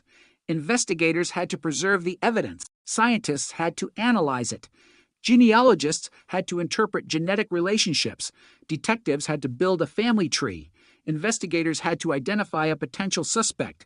Then they had to obtain a direct DNA comparison. Finally, prosecutors had to use that evidence within the legal framework of a criminal case. Each stage depended on the one before it. Remove one, and the entire chain could have failed. That chain also explains why the case became so significant to law enforcement beyond Indiana. Other investigators working cold cases could see the potential. If biological evidence existed, perhaps an unidentified offender did not have to remain unidentified forever. A distant relative might eventually provide the missing clue. A family tree could become an investigative map. A crime scene preserved decades earlier could suddenly produce a lead in the modern era. The possibilities were enormous, but so were the ethical questions. Genetic information is uniquely personal. It can reveal biological relationships, ancestry, and information about family members who never knowingly participated in an investigation. As forensic genealogy expanded, law enforcement agencies and policymakers began confronting difficult questions about privacy, database use, consent, and investigative limits. The April Tinsley case existed at the center of that transformation because it showed the public both the promise and the complexity of the technology. The method had helped identify a suspect in a child murder that had remained unsolved for decades. That was an extraordinary achievement, but the achievement also forced society to ask what should be permitted when genetic information can connect distant relatives to criminal investigation. The science had opened a door that could not easily be closed. For April's case, however, the immediate concern was justice. The family had waited decades. The community had waited decades. Investigators had waited decades. The legal system now had the opportunity to determine responsibility, and as the case moved forward, the significance of the DNA evidence became clearer. It was not merely a new clue. It was the missing identity that had transformed the entire investigation. The man who had once been hidden behind an anonymous genetic profile now stood accused under his own name. The old case file had become a living prosecution, and the passage of 45 years made the moment even more extraordinary. 45 years is long enough for a crime to become part of local history. It is long enough for people to assume that the truth may never be known. It is long enough for investigators to wonder whether the person responsible will die without ever being identified. Yet April's case demonstrated that time does not always destroy an investigation. Sometimes time allows science to become powerful enough to finish what earlier generations could not. The DNA had waited. The evidence had waited. April's name had waited. And now the justice system was finally standing at the point where all three could meet. The question that had haunted investigators for decades had become a question for the courtroom. What would the evidence ultimately prove, and what sentence would follow if the prosecution succeeded? The answer would soon transform April Tinsley's case from one of Indiana's most haunting cold cases into one of its most remarkable examples of justice delayed, but not forgotten. The courtroom stage was approaching, but the story of April Tinsley could not be separated from the extraordinary path that had brought the case there, because the most important evidence had begun its journey decades earlier when investigators were still working with tools that could not reveal what modern forensic science would eventually uncover. April was 8 years old when she was murdered in 1988, and official Indiana records placed the discovery of her body on April 4th of that year, after she had been missing from her Fort Wayne neighborhood since April 1st. For the people investigating the case at the time, there was no way to know that the evidence collected during that investigation would remain important for generations. There was no way to know that a future technology would allow detectives to search beyond traditional law enforcement databases. There was no way to know that the identity of the killer could eventually be approached through distant biological relatives. Yet the evidence remained, and that decision, made when the case was new, became one of the reasons the case could eventually be reopened with modern tools. By the time investigators reached John D. Miller, the world had changed dramatically. The child whose disappearance had shocked Fort Wayne had been gone for decades. The officers who first worked the investigation had aged.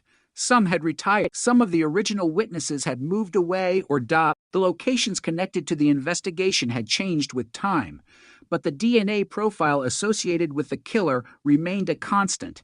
It was the same silent biological signature that investigators had been unable to identify years earlier. What changed was not the evidence. What changed was the ability to interpret it. That distinction is at the heart of almost every successful cold case investigation. A case can appear dormant while its evidence remains capable of producing new information. In April's case, the breakthrough came through forensic genetic genealogy, a technique that allowed investigators to search for genetic relatives of an unidentified offender and use genealogical research to narrow the possibilities. The method had already begun changing the way investigators approached unidentified DNA, but its use required patience and precision. A distant relative does not identify a killer by itself. Instead, the relationship becomes a thread. Investigators follow that thread through family trees, historical records, geographic information, and traditional police work until a specific person becomes a viable investigative target. That was the path that eventually led to Miller. Once investigators had his identity, they needed direct forensic confirmation, and the DNA comparison supplied it. The biological evidence that had remained anonymous for decades was now connected to a specific man. The significance was immediate. A case that had once required detectives to search an unknown population had been reduced to a prosecution involving an identified suspect. But the legal system could not simply accept the dramatic story of the genetic breakthrough and declare the matter finished. The evidence had to move through the ordinary rules of criminal justice. Investigators had to document the process. Prosecutors had to prepare the case. Defense attorneys had to challenge the evidence if necessary. The court had to determine what the law required. That transition from investigation to prosecution was critical because a cold case can be solved scientifically while still requiring a long legal process before justice is formally imposed. And there was another reason the case demanded caution. 45 years is not actually the interval between April's murder and Miller's identification. April was murdered in 1988, and Miller was arrested in 2018, meaning approximately 30 years had passed. The dramatic phrase 45 years can therefore be misleading when describing the actual April Tinsley case. The murder was decades old, but the arrest came about 3 decades later. That distinction matters when telling a true story because the power of the case does not depend on exaggeration. The real timeline is already extraordinary. 30 years had passed before investigators finally connected the biological evidence to a suspect. 30 years is long enough for an entire generation to grow up. It is long enough for the original investigation to become local history. It is long enough for people to begin believing that the truth might never be known. Yet the investigation had not disappeared. It had been waiting for a method capable of unlocking the evidence. And when that method arrived, the case moved rapidly into a new phase. For the people who had followed April's story for years, the announcement of an arrest carried an emotional force that numbers could never capture. There is something fundamentally different about an unsolved murder and a solved murder. In an unsolved case, the family has to live with uncertainty. They may know what happened to their loved one, but they do not know who caused it. They may wonder whether the person responsible is still alive. They may wonder whether that person is living nearby. They may wonder whether the killer has ever thought about the victim again. Every unanswered question becomes part of the grief. When investigators finally identify a suspect, those questions begin to change. The family may not receive the future they lost, but they can finally receive an answer to one of the most painful questions. Who was responsible? That answer can be emotionally overwhelming because it brings the past back into the present. April's name returned to headlines. Her photograph was shown again. People who had followed the case from the beginning remembered where they had been when the murder occurred. Investigators who had inherited the case saw decades of work finally converge, and the community was forced to confront the disturbing reality that the person connected to the crime had lived through all those years, while April never had the opportunity to live beyond childhood. The contrast was impossible to ignore. The killer grew older. April remained 8 years old forever. That is one of the cruelest facts in any child homicide. Time continues for everyone except the victim. Parents grow older. Siblings grow older. Friends grow older. Investigators grow older. The victim remains frozen at the age at which life ended. The eventual arrest cannot change that. It can only change the status of the case. For April, the case had moved from unresolved to identified. For investigators, it had moved from searching to proving. For prosecutors, it had moved from a historical mystery to a criminal prosecution. And for Miller, the consequences of the DNA discovery were about to become real. The legal system now had to determine how the case would proceed. The investigation had already established the central connection, but the courtroom would become the place where the evidence was tested. That process would also expose another important feature of cold cases. The final stage can be almost as demanding as the initial investigation. Detectives cannot simply point to the passage of time and expect a jury or judge to fill in the gaps. They must explain what happened, how the evidence was preserved, and how the modern techniques produced the identification. They must show that the chain from the original crime scene to the laboratory to the suspect is reliable. They must distinguish between investigative genealogy and direct forensic evidence. And they must make sure that every conclusion is supported by admissible evidence. That discipline is essential because forensic genealogy is powerful precisely because it creates investigative possibilities that did not exist before. But a possibility must eventually become proof. In April's case, the direct DNA comparison was the critical step that converted the genealogical lead into a forensic connection. The science had pointed investigators toward Miller, and the laboratory evidence provided the confirmation. The case had therefore become a remarkable example of old evidence meeting new technology. The murder occurred before modern forensic genealogy existed.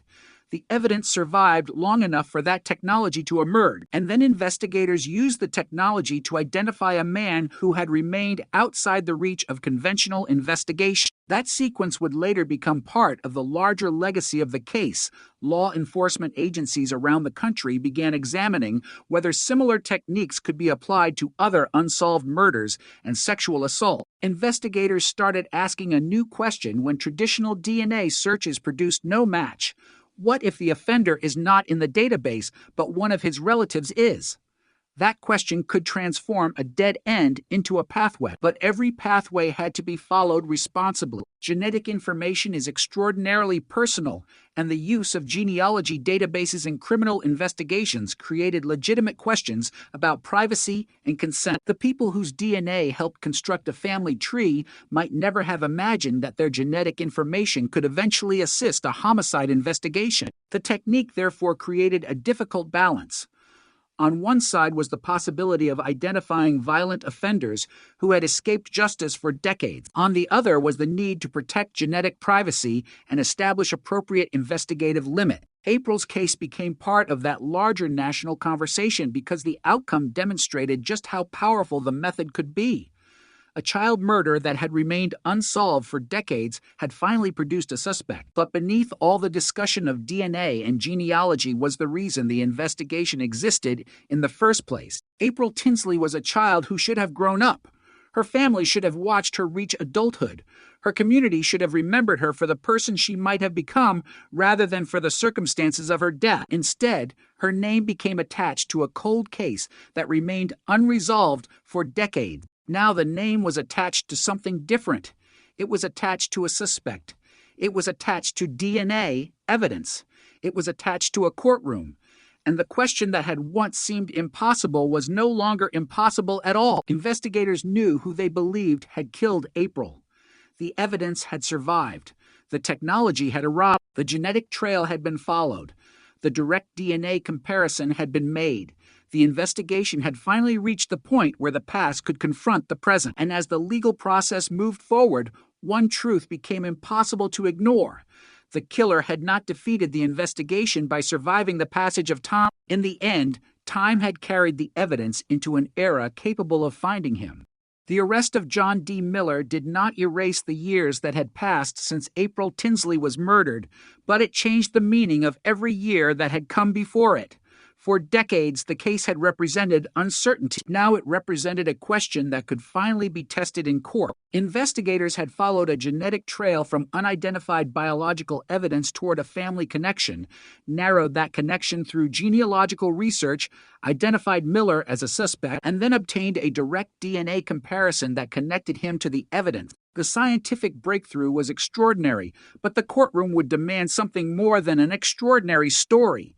It would demand proof, and that meant the investigators who had spent years working toward the identification now had to explain, step by step, how an 8-year-old girl's murder from 1988 had finally been connected to a man who had remained unidentified for approximately 3 decades. The distinction was important because the case is sometimes described as a 45-year-old murder solved by DNA, but the actual murder occurred in 1988, and Miller was arrested in 2018, meaning roughly 30 years separated the crime from the arrest.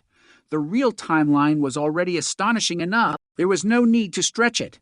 3 decades of uncertainty were enough to make the case one of the most remarkable cold case breakthroughs in Indiana. By the time Miller's identity became known, April's murder had already become part of the history of Fort Wayne and surrounding community. People who had been children when April disappeared were now adults. Investigators who had once worked the case had moved on to other assignments or retired. Technology that seemed impossible in 1988 had become part of modern forensic investigation, and yet April herself remained frozen in the memory of those who knew her as an 8-year-old girl. That contrast gave the arrest its emotional force. The suspect had continued aging. The investigation had continued changing. April never had the chance to experience either. She remained forever the child whose life ended before she could discover what adulthood would bring. As prosecutors prepared the case, the DNA evidence became the central bridge between the past and the present. But investigators also had to explain the genealogical process that led them to Miller. Forensic genetic genealogy can be difficult for the public to understand because it does not work like a conventional criminal database. A detective does not simply enter an unknown DNA profile and receive a suspect's name. Instead, investigators can search for genetic relationships and then use those relationships to build a family tree. That family tree may contain many people who have absolutely nothing to do with the crime. The challenge is to determine which branch contains the individual who fits the investigative fact. The process requires genealogical research, historical records, geographic information, and traditional detective work. In other words, the technology creates a map, but investigators still have to determine where the map leads. In April's case, that process ultimately pointed toward Miller. Once investigators had a potential suspect, they could no longer rely on genealogy alone. They needed direct confirmation. That confirmation came through DNA, and the match gave investigators the evidence necessary to move forward. The significance of that moment becomes clearer when considering what had happened before it. For years, the unknown offender's DNA had effectively been trapped in a technological dead end. Investigators knew they had biological evidence, but they did not have a name to attach to it. Traditional database searches had not solved the problem. The killer remained outside the system. Genetic genealogy changed the question. Instead of searching only for the offender, investigators could search for the offender's relative. That change in strategy opened a completely different investigative pathway. And once that pathway produced Miller, the old evidence suddenly had a destination. The process was not instantaneous. It required careful analysis and confirmation. But compared with the 30 years that had already passed, the final movement of the investigation seemed astonishingly fast. The case had spent decades waiting. Then, suddenly, detectives had a suspect. The arrest also demonstrated why cold case investigations require patience. The evidence that eventually solved April's murder had existed long before the technology needed to interpret it. If investigators had assumed that an old DNA profile was useless simply because it had failed to produce a traditional map, the case might have remained unresolved. Instead, investigators returned to the evidence with a new method. That decision reflected a broader change in law enforcement. Cold case units increasingly examine old biological evidence with modern technologies because forensic science does not stand still. A technique that was unavailable when a crime occurred may become standard decades later. The evidence does not need to change. The science changes around it. That was precisely what happened with April's case. The crime belonged to the 20th century. The breakthrough belonged to the 21st. The evidence connected the two. As the prosecution moved forward, the defense would have the opportunity to challenge the evidence and the investigative process. That is an essential part of the justice system. Even when investigators believe they have identified the correct person, the accusation must be tested. DNA evidence is powerful, but the court must still consider how it was obtained, how it was analyzed, and how it connects to the broader case. The genealogical lead also had to be understood correctly. Genetic genealogy generated an investigative direction. The direct DNA comparison provided the forensic confirmation. The distinction mattered because the integrity of the case depended on investigators demonstrating that the final identification was not simply the result of an assumption. They had followed a scientific trail and then confirmed it independently. That chain would become part of the historical significance of the case. The April Tinsley investigation showed what can happen when preserved evidence meets modern science. It also showed why a cold case should never be dismissed simply because it has been quiet for years. Silence does not necessarily mean the evidence has disappeared. Sometimes the evidence is simply waiting for a new question.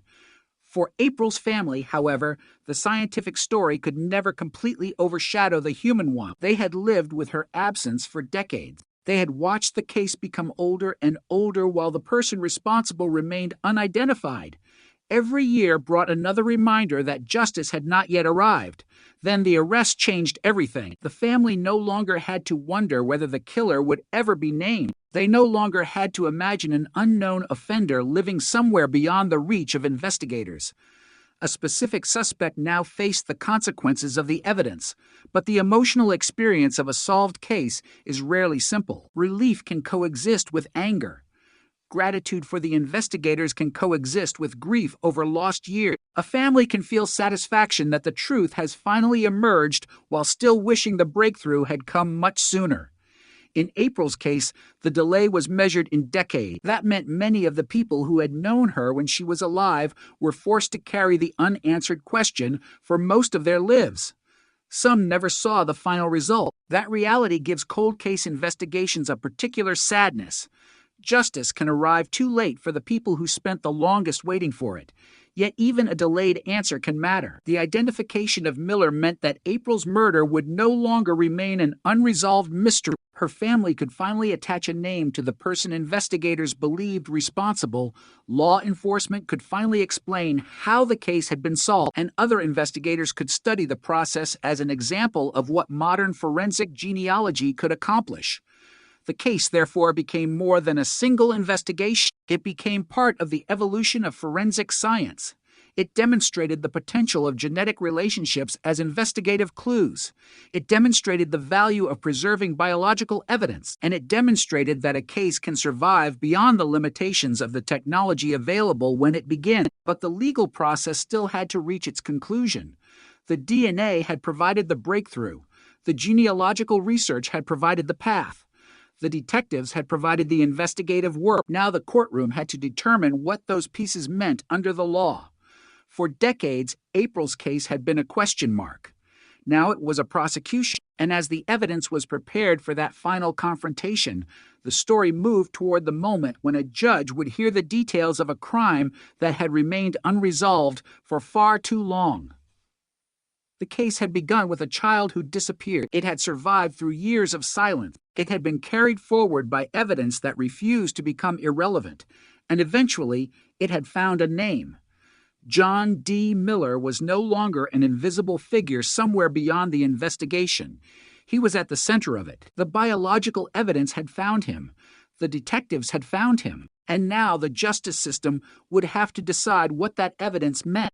The final chapter of the investigation did not begin with a dramatic confession or a sudden witness appearing after decades of silence. It began with evidence that had been preserved since 1988, and with investigators willing to ask whether modern science could finally make that evidence speak. By 2018, approximately 30 years had passed since April Tinsley was murdered, and the case had become one of Fort Wayne's most haunting unsolved crimes. Then the genetic trail led investigators toward John D. Miller. A direct DNA comparison strengthened the connection, and the investigation moved from the world of possibility into the world of prosecution. But the most shocking moments were still ahead, because when detectives finally confronted Miller, they were not simply presenting him with an accusation. They were confronting him with evidence that had followed him across 3 decades, according to the probable cause affidavit filed in the case. Detectives approached Miller at his residence on July 15, 2018, and asked him to come to the Fort Wayne Police Department for questioning. After being advised of his rights, Miller agreed to speak with investigators. When detectives asked whether he knew why they wanted to talk to him, the affidavit states that Miller immediately responded with April Tinsley's name. That moment was extraordinary because it suggested that Miller understood exactly why investigators had come. For detectives, the investigation had already produced a DNA connection. Now they were sitting across from the man whose identity had been hidden behind that evidence for approximately 30 years. The room represented the collision of 2 eras. On one side was the investigation that had begun when April was a child in 1988. On the other was modern forensic science that had finally given detectives a path toward the suspect. The detectives explained that they had DNA evidence connecting Miller to material associated with the case. According to the probable cause affidavit, the investigation had reached the point where the anonymous biological profile was no longer anonymous. It had a name. It had a face. It had a person sitting in front of investigators. And then, according to the affidavit, Miller admitted that he had abducted April from Hoagland Street, taken her to his trailer, sexually assaulted her, and killed her. The affidavit states that he told detectives he had strangled her and later transported her body to County Road 68, where he left it. The confession changed the nature of the case yet again. For decades, investigators had been trying to identify an unknown offender. Now they had not only a DNA connection, but also an alleged confession describing the crime. The investigation that had spent years searching for a name suddenly had a narrative supplied by the suspect himself. Yet even then, detectives had to preserve the discipline that had carried the case this far. A confession had to be documented. Evidence had to be evaluated. The case had to move through the legal system. The charges filed against Miller included murder, child molestation, and criminal confinement. Court records from the original proceedings show that the case was formally opened in July 2018 and that probable cause was found. The public now knew that the cold case had finally produced an accused offender, but the emotional reality was far more complicated than the headlines. For decades, April's family had lived without knowing who had taken her. Now they knew the identity of the man investigators believed responsible, but knowing his name could not restore April. It could not erase the day she disappeared. It could not return the years her family had spent wondering whether justice would ever come. It could only change one terrible fact. The person responsible was no longer unknown. The case also demonstrated the remarkable speed with which an old investigation can change once the right technological tool becomes available. In the spring of 2018, investigators were still searching for answers. By the summer, genetic genealogy had helped narrow the investigation to Miller. Detectives obtained DNA from material discarded in his trash, and the laboratory comparison provided a direct match. The investigation then moved quickly toward his arrest. Contemporary reporting described the identification as a breakthrough after approximately 30 years of uncertainty. The timeline was remarkable. For 3 decades, the killer's identity had remained hidden. Then the combination of genealogy and DNA testing created a path that traditional investigation had been unable to find. But perhaps the most important detail was that the biological evidence had not suddenly appeared. It had been there for years. The breakthrough came because investigators learned how to use it differently. That distinction would become part of the case's enduring legacy. The April Tinsley investigation became one of the early high-profile examples showing how forensic genetic genealogy could be used to identify an unknown suspect through relatives and then confirm that identity through direct DNA testing. The United States Department of Justice later described forensic genetic genealogy as an emerging investigative method combining DNA analysis and searching with traditional genealogy research to generate leads in unsolved violent crime. The technology was powerful because it could potentially reach suspects who had never appeared in conventional law enforcement databases. A person did not necessarily have to submit his own DNA to a criminal database to leave a genetic trail. A distant relative could provide the first clue. That was the conceptual breakthrough behind the investigation. The killer's identity had been hidden, but his family connections were not necessarily invisible. The genetic trail could travel through relatives, crossing generations, until investigators reached a branch containing the person they were seeking. Once they reached that branch, traditional police work took over. That combination of science and investigation was what made the breakthrough possible. The arrest also carried another unsettling implication. Miller had not been living under a constant spotlight for 30 years. The world had continued around him. People worked, married, raised families, moved to new homes, and watched technology transform daily life. Meanwhile, April remained the child whose story had never reached its proper conclusion. That contrast is one of the darkest elements of a cold case. The victim's life stops, but the suspect's life continued. The calendar moves forward for one and freezes for the other. When the suspect is finally identified, that imbalance becomes painfully visible. April could never experience the years that passed. Miller could. He grew older while the investigation grew older with him. And yet the evidence remained. It waited through every year, every change in technology, every new investigator who opened the file. It waited until investigators could finally connect it to him. The legal process would now determine what that evidence meant. Miller initially pleaded not guilty after his arrest, but the case would not remain in that position for long. As the prosecution prepared to move forward, the weight of the evidence became increasingly difficult to ignore. The DNA connection was central.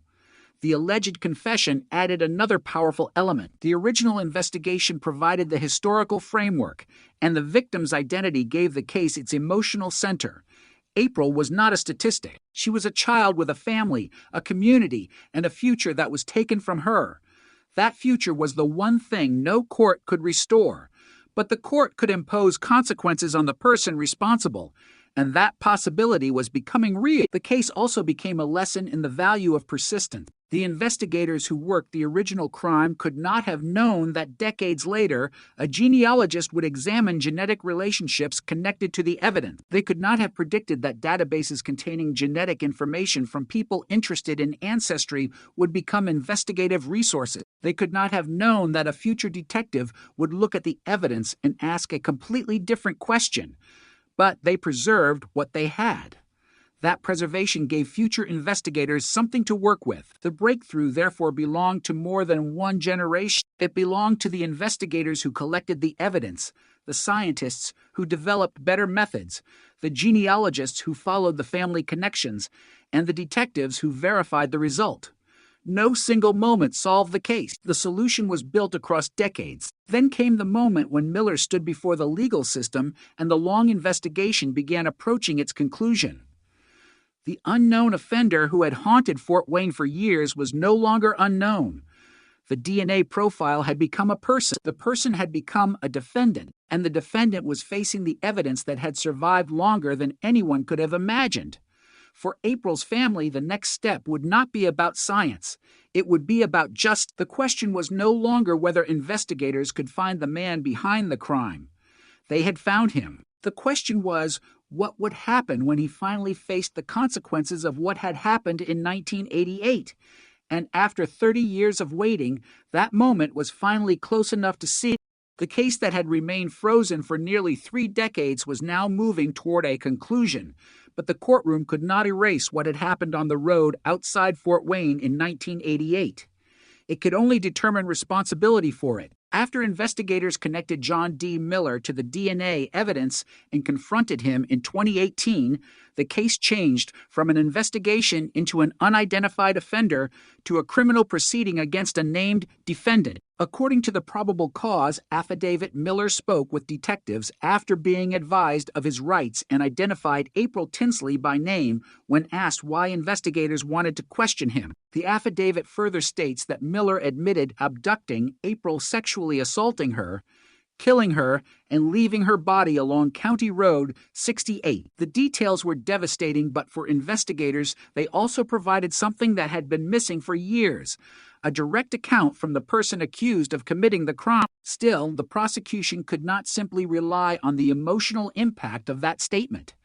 The legal process required evidence, procedure, and proof beyond a reasonable doubt. The DNA connection remained central because it provided an objective forensic link between Miller and the biological evidence collected during the original investigation. The confession, according to investigators, added another layer.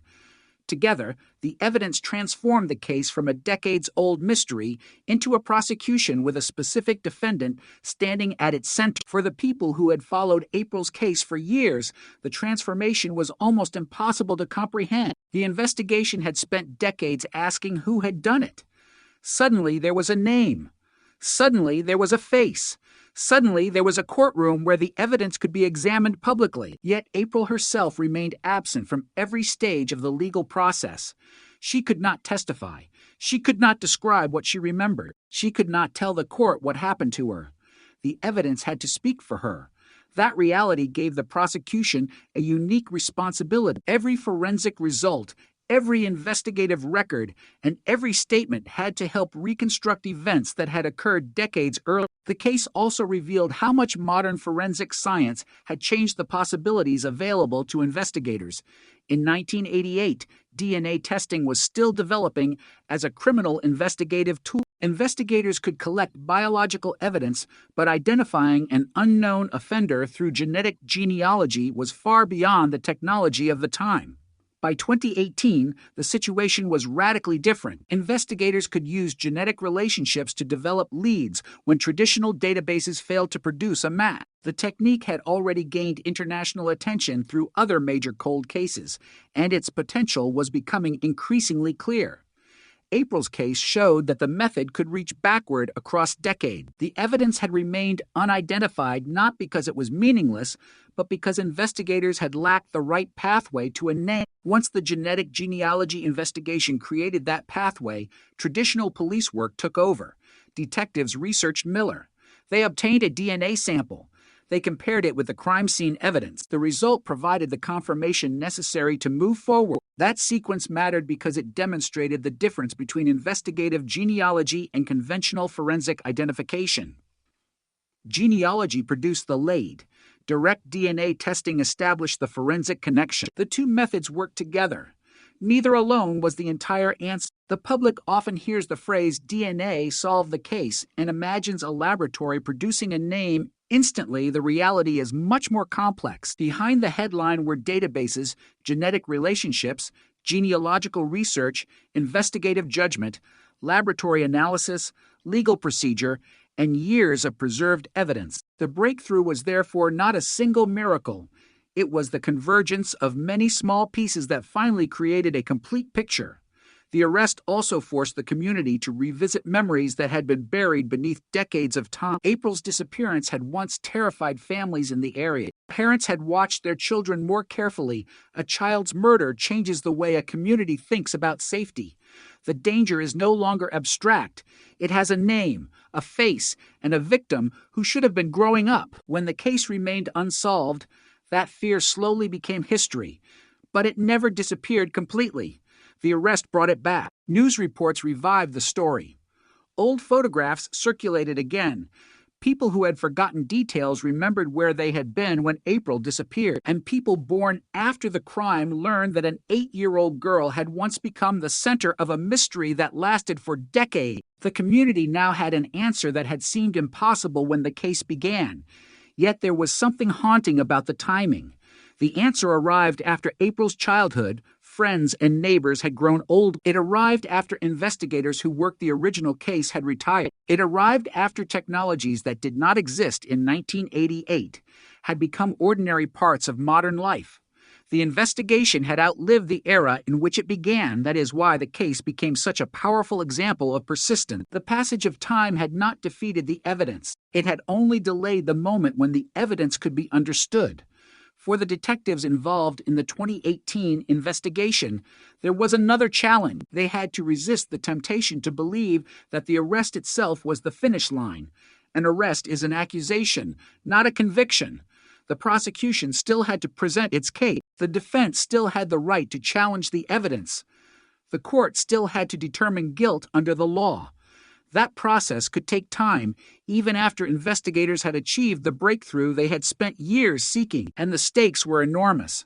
A conviction would formally establish responsibility. A sentence would determine the legal consequences. But regardless of the courtroom outcome, one thing had already changed forever. April's killer was no longer unidentified.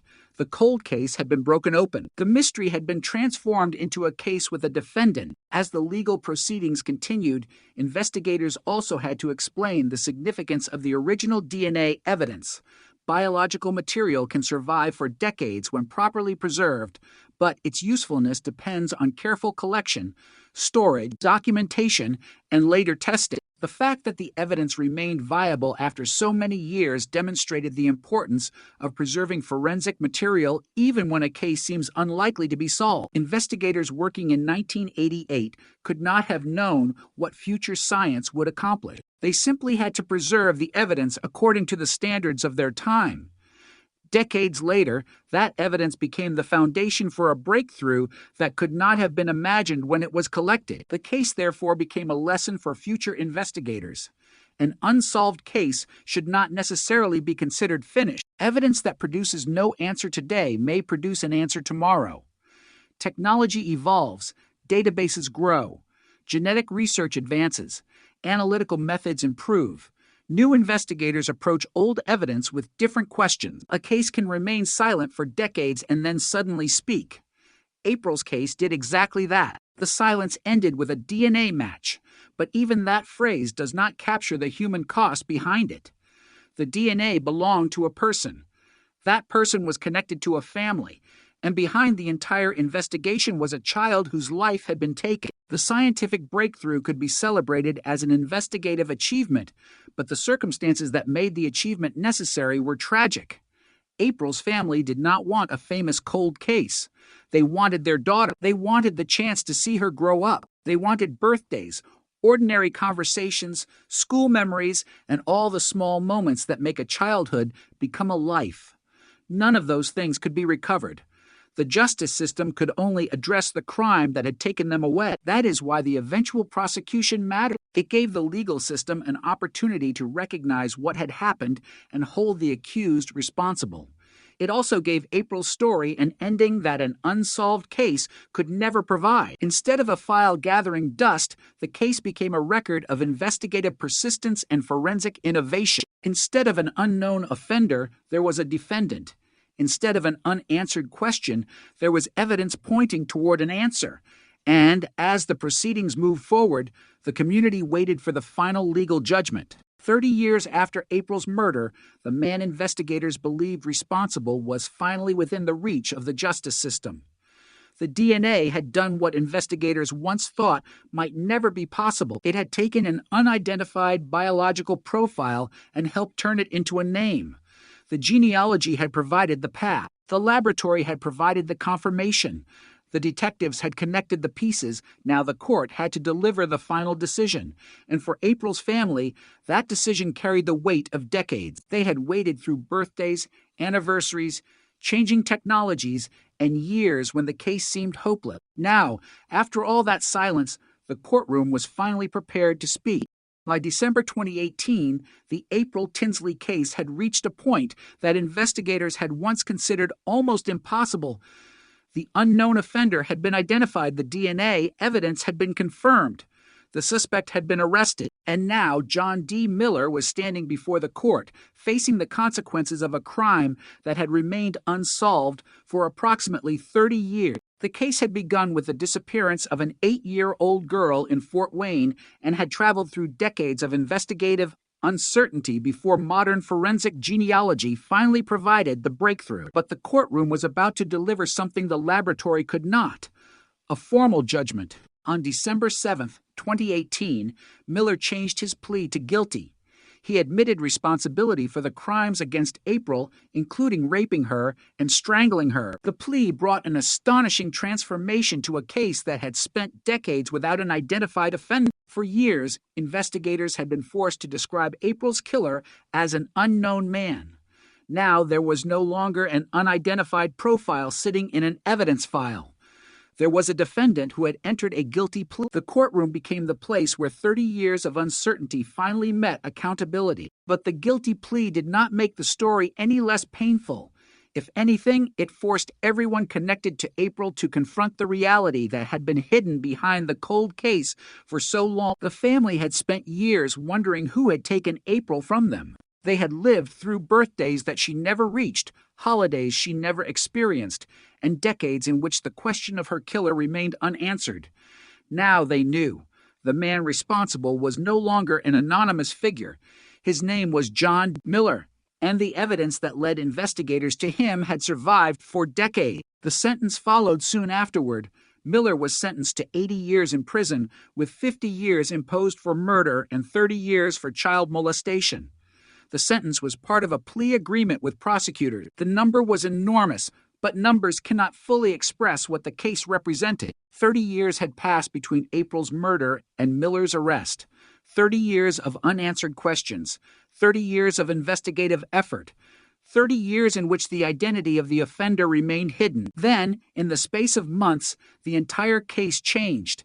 DNA and genealogy had transformed a mystery into an arrest. The confession transformed the arrest into a guilty plea, and the sentence transformed the guilty plea into a legal conclusion. For investigators who had carried the case from its earliest days, the moment was deeply significant. Contemporary reporting described the sentencing as bringing closure to April's family and the community. Investigators who had worked on the original case were present as the decades-old investigation finally reached its conclusion. But closure is a complicated word. It can suggest that grief ends when a suspect is convicted. In reality, grief does not work that way. The guilty plea did not bring April back. The sentence did not restore the years that had been stolen. The conviction could not give her family the life they should have shared with her. What it could do was answer the question that had followed them for decades: who was responsible? The answer was finally known. That alone carried enormous weight. The legal conclusion also highlighted the extraordinary role played by forensic genetic genealogy. Before the breakthrough, investigators had a biological profile, but no name.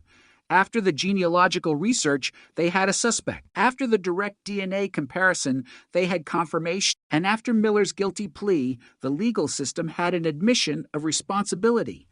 The chain was complete.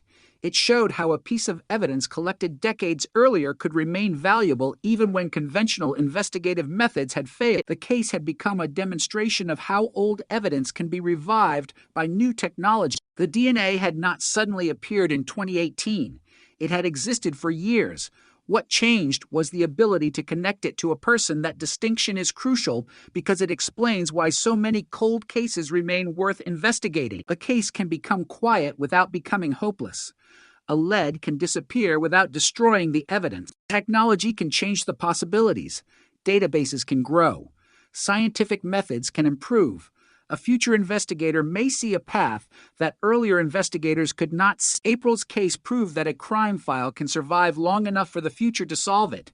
But there was another side to the breakthrough that could not be ignored. The same technology that helped identify Miller raised broader questions about genetic privacy and the use of genealogy databases in criminal investigation. Genetic information can reveal relationships among people who may never have expected to become part of a police investigation. A person may upload DNA to learn about ancestry or family history without realizing that a distant relative's genetic connection could eventually help investigators identify a violent offender. That tension became part of the larger discussion surrounding forensic genetic genealogy. The method could help solve terrible crimes, but it also forced society to confront new questions about privacy, consent, and the limits of law enforcement access to genetic information. In April's case, however, the result was undeniable. A child murder that had remained unsolved for decades had produced an identified offender and a guilty plea. The technology had not replaced traditional detective work. It had extended it. The original investigators had preserved evidence. Later detectives had reopened the case. Genetic genealogists had followed the biological relationship. Laboratory analysts had confirmed the DNA. Prosecutors had built the legal case, and the court had imposed the sentence. Each stage depended on the one before it. The final result belonged to all of them. It also belonged, in a deeper sense, to April's memory. Her name had survived for decades because people refused to let the case disappear. She had become more than a name in an old police file. She became a symbol of a cold case that refused to remain cold forever. When the investigation finally produced an answer, the public learned something that investigators had known all along. The passage of time does not necessarily erase a crime. Sometimes it only makes the eventual answer more difficult to imagine. April's killer had remained unidentified while technology changed around him. He had lived through the rise of computers, the expansion of the internet, the growth of genetic databases, and the transformation of forensic science. He had watched the world change while the evidence connecting him to April remained stored in the past. The investigation eventually reached across that distance. That is what makes the case so haunting. The killer did not disappear into another century. He simply remained unidentified until science created a new route toward him. And when investigators finally found that route, the case moved with extraordinary speed. The arrest came in July 2018. The guilty plea came in December. The sentence followed shortly afterward. 3 decades of silence were followed by only months of rapid legal developments. That contrast is almost impossible to ignore. For 30 years, the investigation seemed frozen. Then suddenly, the entire structure moved at once. April's family no longer had to wonder whether the killer would ever be caught. They no longer had to imagine an unidentified man growing older somewhere beyond the reach of investigators. They knew who he was. They knew he had been arrested. They knew he had pleaded guilty. And they knew he had been sentenced to decades in prison. The community also received an answer to a question that had haunted it since April's death. The case was no longer a mystery. It had become a completed prosecution. Yet the finality of the sentence could never make the tragedy ordinary. April was still 8 years old when her life ended. She never reached adolescence. She never experienced adulthood. She never had the opportunity to build the life that her family had imagined for her.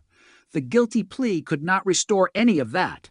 What it could provide was recognition. The legal system recognized that a crime had been committed against her and that the person responsible had been identified and held accountable. That distinction matters. Justice does not always mean undoing the past. Sometimes it means refusing to allow the past to disappear without an answer. April's case had nearly disappeared into the category of crimes people assume will never be solved. But the evidence remained. The detectives remained persistent. The technology evolved, and eventually the silence broke. The case, therefore, became a powerful reminder that cold cases can remain alive beneath the surface, waiting for a new investigator, a new database, a new laboratory technique, or a single genetic connection to change everything. April's name had survived 3 decades of uncertainty. Now it could finally be separated from the word unsolved. The man investigators had searched for had been identified. The evidence had been tested. The suspect had confessed and pleaded guilty. The court had imposed an 80-year sentence. For the family, there would still be grief. There would still be memory. There would still be moments when the passage of time could not soften what had been lost. But there was no longer the same question hanging over every year. The unknown had become known. The case had reached its legal conclusion, and the most extraordinary part of the story was that the final answer had been waiting inside evidence collected decades earlier. The killer may have believed that time was his protection. Instead, time became the bridge between an old crime and new science. The investigation had crossed that bridge. April's story had finally reached the courtroom, and after 30 years of silence, the name of the man responsible was no longer a mystery. The courtroom had finally given April Tinsley's family an answer, but the end of the prosecution did not mean the end of the story. In many cold cases, the moment a defendant pleads guilty becomes the moment the public stops looking backward. Headlines move on. Investigators return to other cases. The courthouse doors close. But for the people who love the victim, there is no simple ending.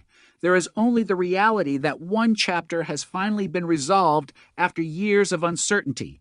For April's family, the guilty plea of John D. Miller meant that the man responsible for her murder had finally acknowledged his responsibility in court. It meant that the investigation that had begun in 1988 would no longer sit among Indiana's unresolved homicides.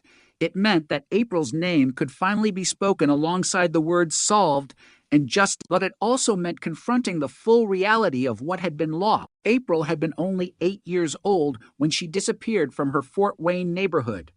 Her body was found on April 4, 1988, in a ditch along County Road 68 in southeastern DeKalb County. Indiana records preserve that original timeline, documenting the case as an unsolved homicide for years before the breakthrough finally arrived. The passage of time became one of the defining elements of the investigation. The world moved forward while the case remained behind. The technology of 1988 gave way to the technology of 2018. Traditional investigative methods gave way to forensic genetic genealogy, and an unidentified DNA profile that once seemed incapable of producing a name eventually became the key to finding Miller. The extraordinary part was that the evidence did not have to be reinvented. Investigators needed to look at it differently. The biological evidence had survived. The science had evolved. That combination changed everything. When Miller was identified, investigators were able to connect him not only to the original forensic evidence, but also to later evidence that had appeared years after April's murder. According to reporting based on the probable cause affidavit, DNA from Miller matched biological evidence recovered from April's clothing and also matched DNA found on used condoms that had been discovered in Fort Wayne and Grabille in 2004, accompanied by notes claiming that the person who left them had raped and killed someone. Those later discoveries became another disturbing piece of the investigation because they suggested that the offender's presence had not completely disappeared.